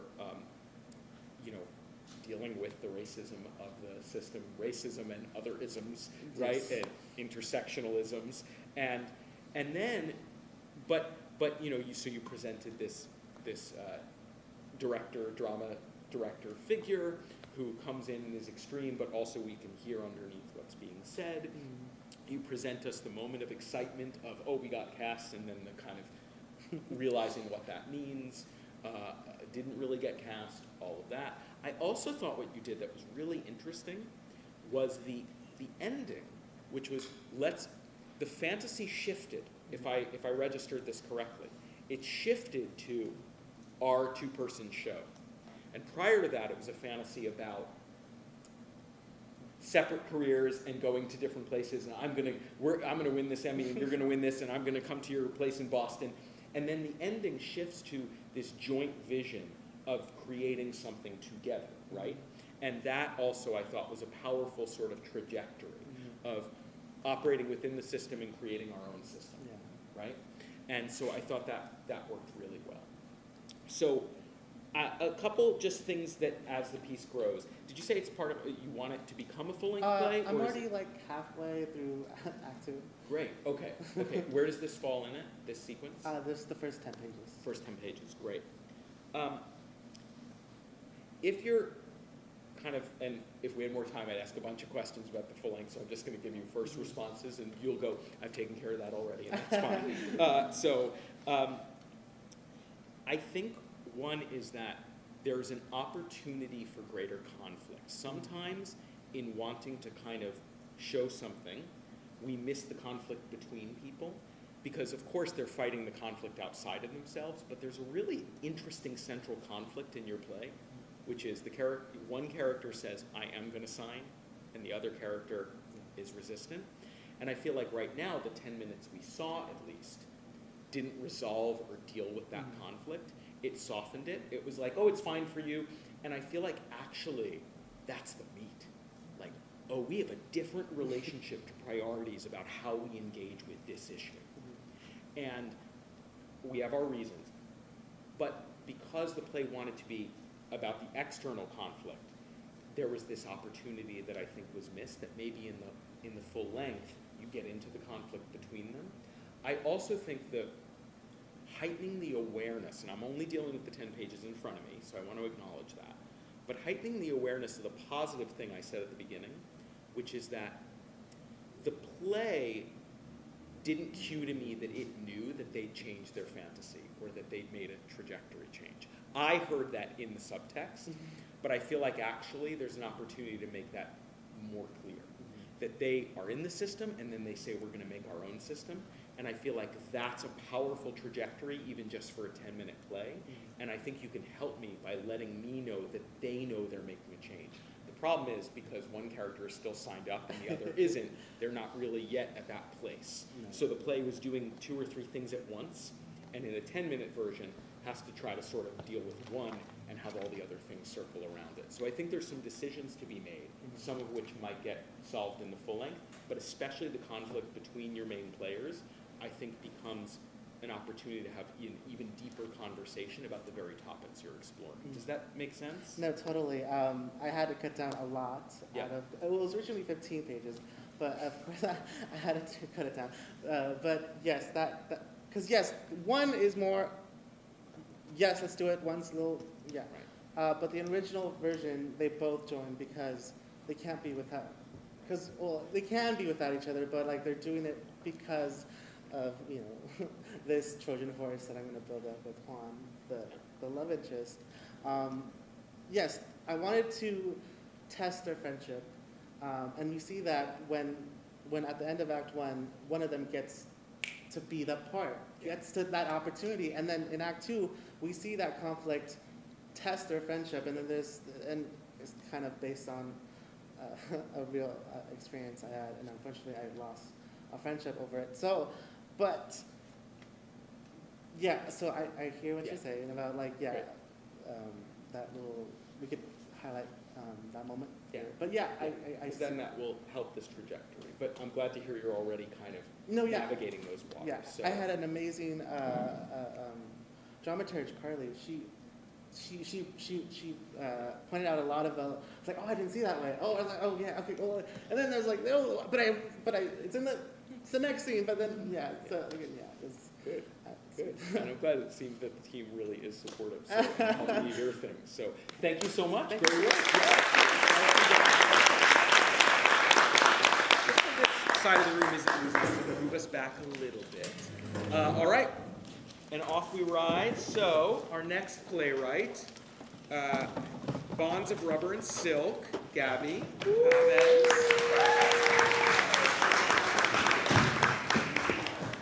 Hi, how are you? Oh, good. How are you? Good. Nice to see you. Yes, you as well. All right. Tell us a little bit about where this started. Well, before I came to UCR, I signed up for this course. It's like a 40-hour course to be a domestic violence survivor advocate. So I got all of this training, and I was a journalism major at that time, so I was interviewing a lot of people that had been through the cycle of domestic abuse. So I wanted, when I came over here, I signed up for the honors program, and I decided to do my capstone revolving that, like do a full-length play revolving those themes.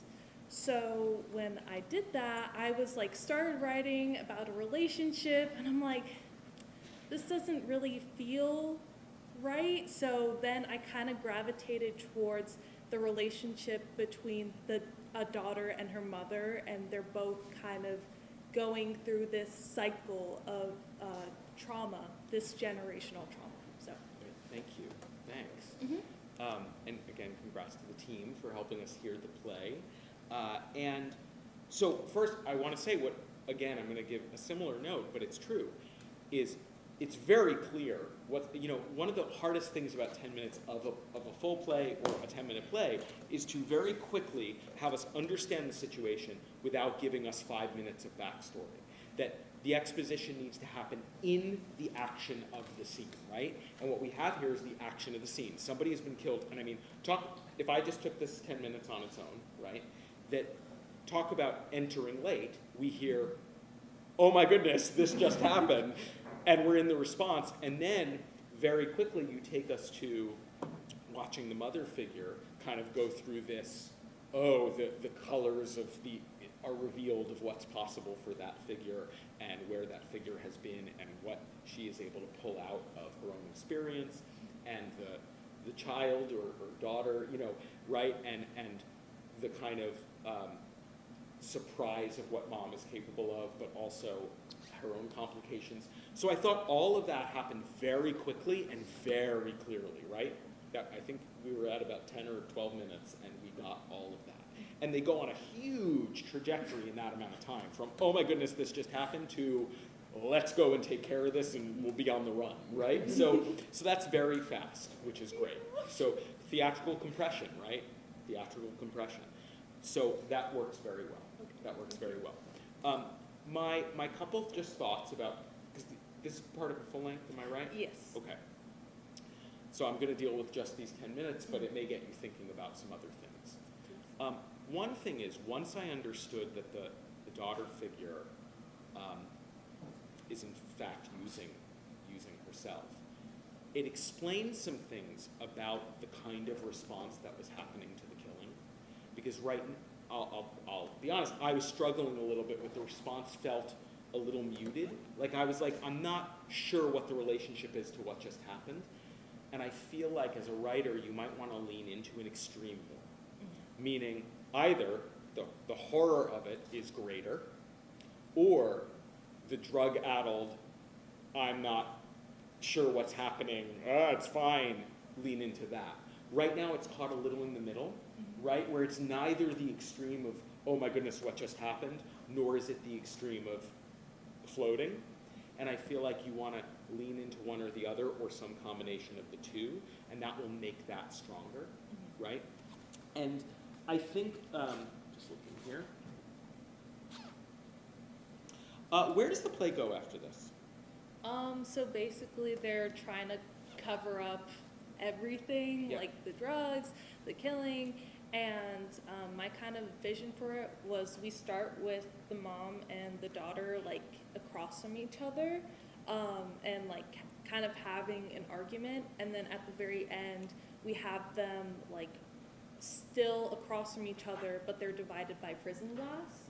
And the mom actually takes the fall for everything, and the daughter, because like out of protecting her daughter, so that's kind of like the mirroring image that I wanted. Sorry, is that the question? Yeah, no, that's great, it's great. I'm going to ask the question, and you can say, I'm not sure, or both of theirs. Who's the protagonist, or whose play is it, would you say? I'd say, like, it's mainly Mira's, but to be honest, like, Mira's the daughter. The daughter, yes. When I was developing the mother figure, I'm like, these two are kind of like a yin and yang, like they kind of need each other. Sometimes they don't see that, but then other times it's like more clear. Yeah. So something to consider, if Mira is kind of the protagonist, but the relationship itself is also a protagonist, right?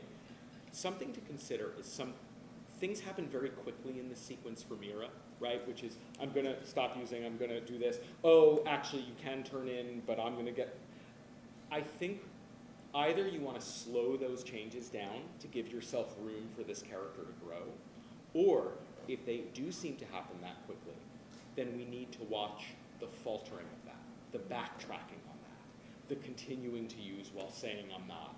In other words, in order to have this trajectory of growth, the things that seem fast have to actually be slow, right?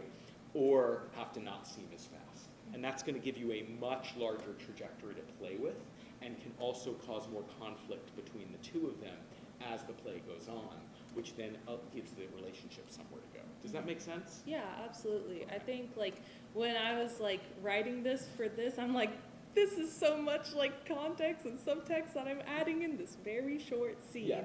But like as I'm writing the full length, I'm like, this is happening so quickly. Like there needs to be little like hidden moments that expand towards the end. Yeah. Like one of those like crime drama moments. Like, oh shoot, I didn't realize that this was gonna happen. Yeah. Because that's the thing with the full length, right? Is that Mhm. slowing down to speed up to get Exactly. where we need. So great work. Thank you. you.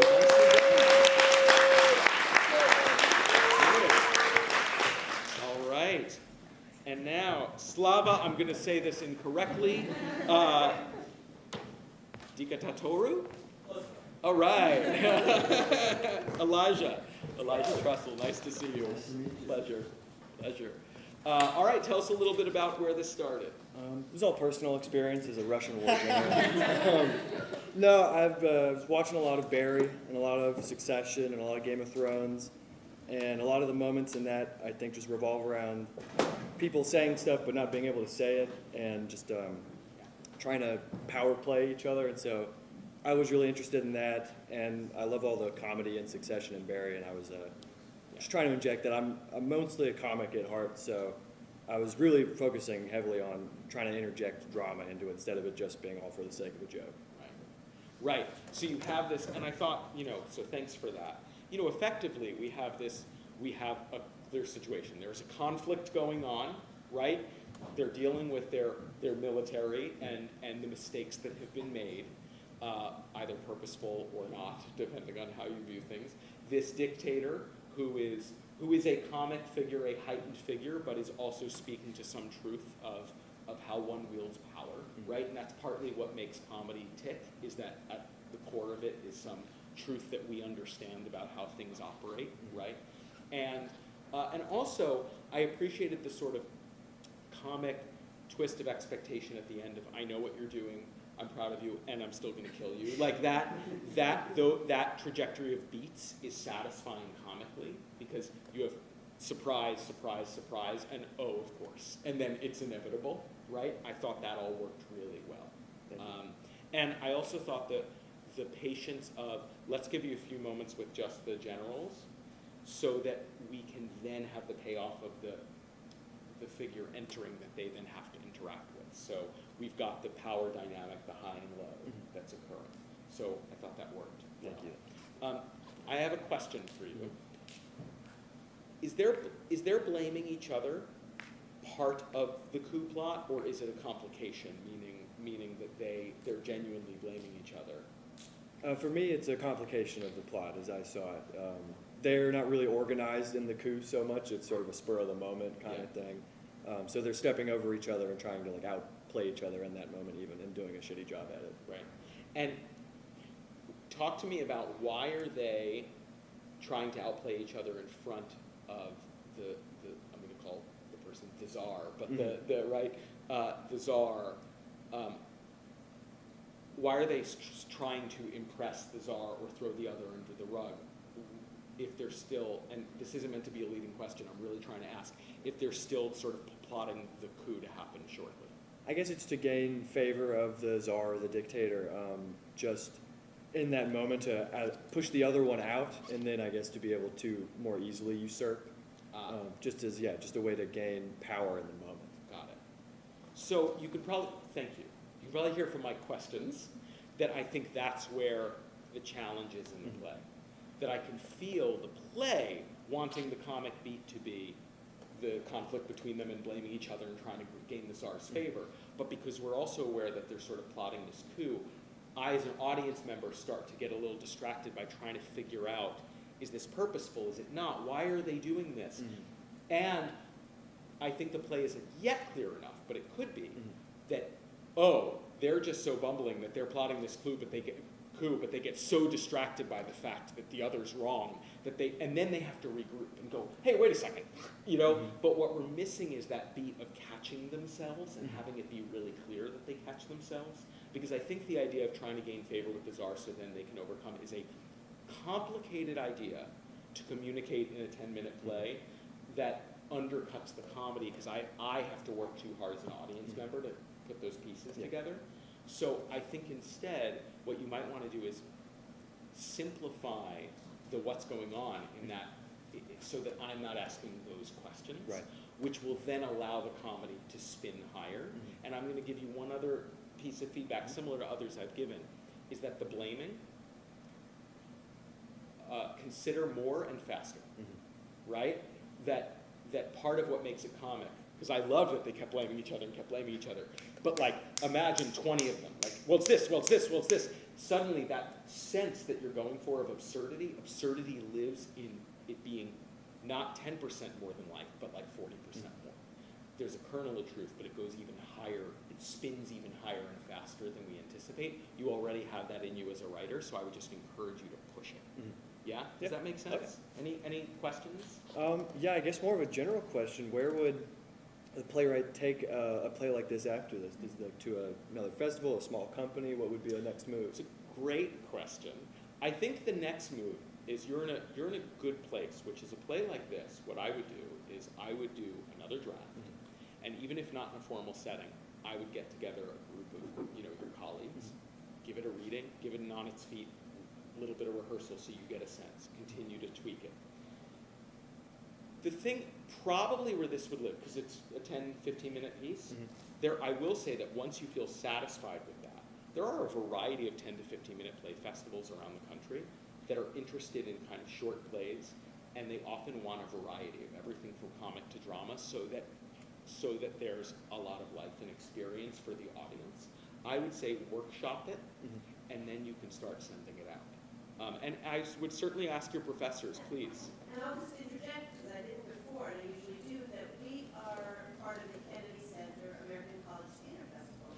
And that even if you have graduated, you can still submit for up to a year after graduation. Yeah. And please consider submitting to them. We are part of KCACTF in our Region 8. Everybody is eligible to submit. In fact, you don't even have to have done your work in PLAYWORKS. It could be another play. And there are many categories on their website. So I would take some time. Submissions open in the fall. And we have some people in the room who have submitted in the past and done well in the past. And I encourage you, because departmentally I'll say that we've done quite well in KCACTF. And there you have further opportunities for doing exactly what Erin was mentioning, which is workshopping, getting other actors, other directors, and other feedback involved. So, good. Thank you. Good work. Thank you. Thank you. All right. The only girl in the restaurant, Amanda.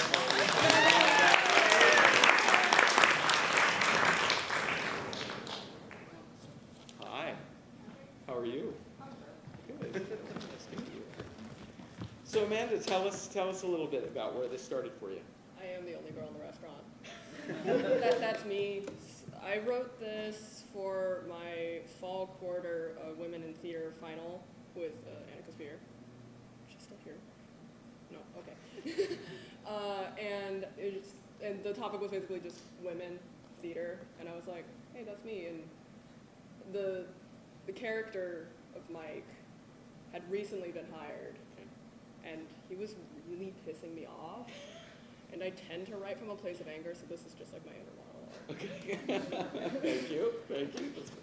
I was going to say that's great, but that's great. Thank you. So I really appreciate, as you said, it was your inner monologue. I really appreciate and good job team that you put us in a theatrical space very quickly, right? And the staging helped with that too.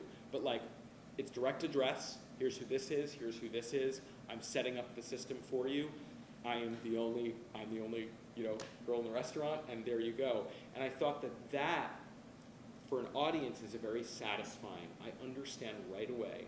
You give us the title, you give us the setup, I understand what you're up to, right? What you're exploring about power dynamics, about the position of this figure.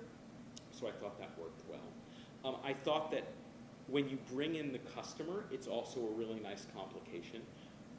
You took the time to set up the situation in the restaurant and then bring in the customer, and then we kind of know to expect that it's going to play out not in a positive way, right? So I thought that worked really well. So a couple things that I think are sort of next steps to consider. You know, hearing that it's from life. One thing to think about is pushing, and I've mentioned this elsewhere, but pushing the characters further and the ways that they are with this central figure. Because even in the 10 minutes, I thought that the amount of either offhand kind of sexism or purposeful sexism or what have you could have been even more present, right? Because in such a presentational setting and so quickly, I am primed for extremity. I am primed for it to be like, here are these extreme characters and the things they say and the ways they interact. I want to be as angry as that central character. And they actually, and either it can be that they're overtly saying things and doing things, or that every line has an undercurrent of something. And I think that you were kind of reaching for that, but it could be even further, right? And similar to a couple other notes I gave, that you have one customer. That customer interaction, again, I think can become the central thing that the scene is centering around, and you can let the complications with that customer play out more fully. That instead of one thing happening, 4 things happening, or multiple customers that all get handed off to this figure. The reason I say this is because right now the 10-minute play exists largely in setup. The payoff isn't full yet. And I think the way the payoff will be full is by going deeper into the situation or broader into the situation. And you've set us up, and we expect it to kind of spin. And right now it's kind of staying in one place. So I would just push further, and that might be by there being 3 or 4 incidents. That's one solution. It's your play. You'll come up with other solutions. Does that make sense to you? Any questions or thoughts? Is the audience reaction to what's his name? Alex. Sorry, I gave them all fake names, so I get them mixed up. Because he asked her out, and then Jen is like, no, and everyone went on. I was like, what do you mean, aw? I don't know if it's on my end, because I don't know. There's a thing of every girl has a guy friend who wants to ask her out, and I was like, I don't know if I didn't do enough of that. Maybe I just didn't go further enough, or maybe Amir's just too cute and charming. So I'll say yes, and this is my improv training.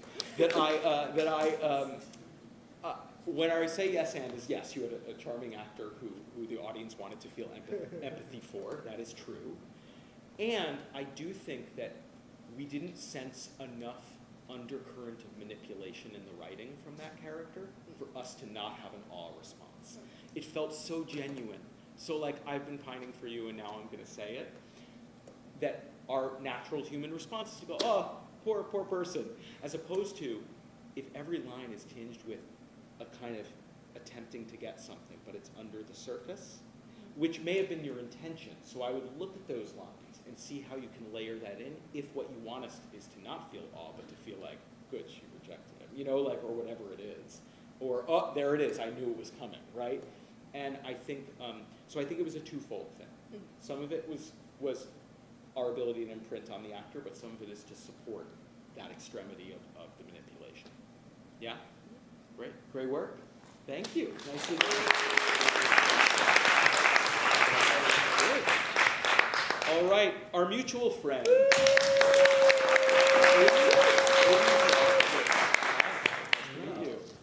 So, all right, tell us a little bit about your inspiration. Yeah, this is actually inspired by loosely inspired by real history. Very briefly, in the 1770s, there was this German inventor, Wolfgang von Kempelen, who did create a mechanical chess-playing automaton, which was a hoax. There was a human being hidden underneath the table.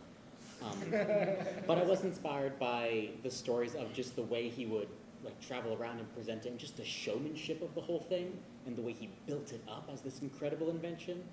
And I was inspired by a lot of like accounts of the way it was received. Yeah,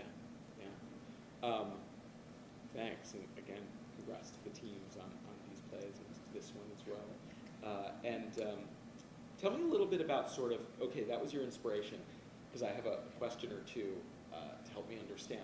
Tell me about what you were hoping to communicate, because I think I know what I received, but I'm curious for you what you were kind of looking to communicate. Yeah, I'm very interested in general by like proximity to humanity in characters, and exploring like principally the idea of like this player is taken to be just a machine, or it's taken to be some haunted, possessed thing, and at no point does anyone even really consider the fact that it's like just kind of a person essentially who has its own like wants and needs and fears. So it's kind of initially exploring that in the way that new things can be received, and new aspects of identity. Cool. Okay, thanks. So along those lines, what I will say is that, and I imagine others in the audience were having this, so I'll just speak to my experience of the play, was that what I appreciated was very quickly I was like thinking of AI, of course, because it's how can one not, right? As we're dealing with this sort of automaton figure who's finding life and, you know, doing things that might be problematic or the other way, depending on how you view it. I thought that worked very well, that as a metaphor, it is so clear. And by having it not be at our time, we can, again, imprint our own time on it. That sometimes directly talking about our time, actually people can't hear it because they're too attached to their own views of things. Suddenly putting it in this other time allows us to find our way in. I thought that worked well. I also really appreciated the way in which you sort of set it up. Here's what this figure is, it plays chess, and then how it quickly turned. And we understood something is going wrong or right, or right? And that I thought that you skillfully kind of allowed that to play out. So, that being said, here's the one or two thoughts I'm having. One is that, just as an exercise, as much as I just said I liked the setup and payoff, something to consider is what would happen if you entered the scene as late as possible. Meaning, what if you entered the scene when the interaction is already happening, where it's starting to do things it's not supposed to do? I'm not saying you should. I'm saying consider it. Because dramatically, sometimes when you enter a scene late, the audience is, especially in a 10-minute play, is entering at the moment of conflict, and then they're backtracking and understanding what happens. And the reason I say this is it might give you room, or you don't enter the scene late, you make it a longer play. It might give you room to play out, who's the I say scientist, but Martin. It might give you more room to play out Martin's trajectory. Because you did what often happens in a 10-minute play, which is you gave us like a half play's worth of trajectory in like 2 minutes, right? Of Martin's realization, and oh, you're human, you know, you're, right? And oh my goodness, like the realization Martin goes on was such a large realization. And it didn't strike me as being like, oh, it really struck me as a realization, but it hadn't yet been fully earned because of how quickly you needed to get Martin there. So I think either if you're going to keep it in the 10-minute version, leave it more unresolved, or enter later so that you have more time for Martin to go on that journey. Or you need to expand the play to allow for that journey to be the central journey and to watch somebody reckon with their own creation and how they interact. 'Cause I assume in this play it's not a human. No. Right. Right. So I think look at that. I think you have the bones now because you know where you want to go, and you have to kind of put more flesh on those bones for it to play out. Does that make sense? Absolutely. Any questions? Not particularly. I do appreciate hearing that, actually, because I did cut this down from a like 30 or so minute play to make it 10 minutes. So I appreciate hearing that it does work longer. Yeah. Good. Yeah. Thank you. Nicely done. And our final of the evening let's see, the proposition, Adrian Williams. Hi again. Nice to see you. All right, so tell us a little bit about this. So, okay, so truthfully, it started as like a little procrastination project. I was supposed to be I doing appreciate other the stuff. honesty. But I would definitely say it's pretty inspired by like the dynamic between me and my girlfriend, like super early on. And kind of like, you know, when you care about someone, but then you don't know if you blew it, or you don't know if they like you, and it's just kind of, everybody knows what it feels like for the person you want to not want you in that moment. So. Thank you. And sometimes, you know, procrastination leads us to good things. So don't quote me on that. So first, I really appreciated, like, it's so, the dynamic between them is so clear. It happens very quickly. I get the setup, the, like, you know, one character reading over the other's shoulder, and the kind of, maybe I got work to do, but, right? And then the doling out of information of, we went on a date, was it a date? The, you know, where you suggested I should be with my friend, like, all of that stuff, I thought, made clear very quickly in a way that didn't feel overly expositional, right? Where it didn't feel like you, the playwright, giving us information. It genuinely felt like this was happening between them, as opposed to you giving us backstory. I thought really effective. And I thought the kind of way in which they found their way to each other, and where do we go, and how do we take next steps, I thought worked very well. So nicely done. So I guess my one note for you was that, because how long did the play run? It was about 8 minutes? Yeah, I was a little under. Okay. So I'm gonna give a similar note to others I've given, which I normally say, you know, you can tighten. But I actually think the thing you cost yourself with 7 or 8 minutes instead of 10 or 11 is more conflict and complication between them. Because part of the joy of watching them come together at the end is to realize all the ways they've misunderstood each other, all this conflict was covering up interest or covering up something. That what I felt was that we moved very quickly, because the play needed to, because it was short, from, oh, I'm not interested, to, oh, this is what happened between us. And we don't get to witness all the ways they're poking at each other, all the ways they're not listening, all the ways they're misunderstanding. And I feel like you could have 3 or 4 more beats of those kind of misunderstandings. You could have 3 or 4 more beats of one being bothered by the other, right? And then suddenly, the satisfaction of their vulnerability and saying this is what's really going on between us is that much greater. It's kind of the classic, you know, it's the classic romantic comedy thing, right? We need a little more time of them being at odds before they're no longer at odds. So this was like a portrait of a moment, but even that moment needed more in it. Do you have any questions or thoughts about that? No, it makes sense. I think that it started off a little longer, but I think the length came more out of explaining. And I think when I shortened it down, so it was less like, then this, then this, then this, then it kind of became this tight little movement. Yeah. But So hearing that, and this is maybe a general note for playwrights in the room, the danger when I always say go longer is everyone's like, yes, I will expand. I will use my words, you know. And the thing I want to encourage is what makes it actually work is keep in mind added length should be attached to tactics. What are they trying to get? One is trying to prove the other wrong. One is trying to be heard. One is trying to say leave me alone when actually what they're saying is come close. But where things can start to feel too long is if it's what you just said, it's information. Information will get. What it needs to be is them attempting to either push away or bring close.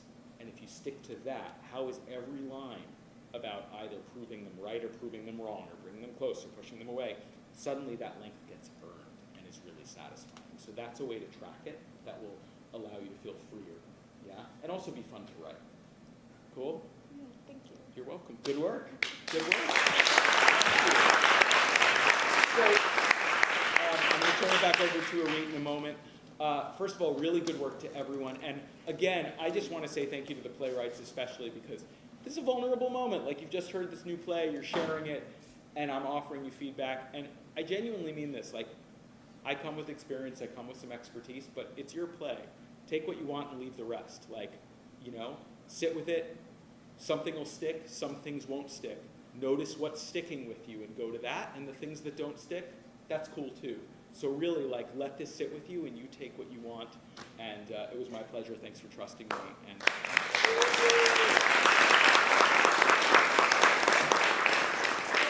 Thank you, everyone, and we're back tomorrow night for more. Thanks, everyone.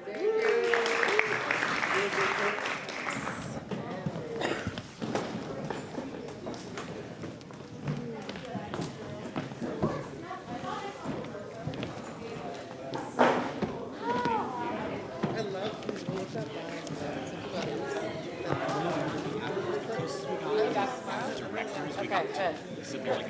Yeah, you gotta come back for the MFA.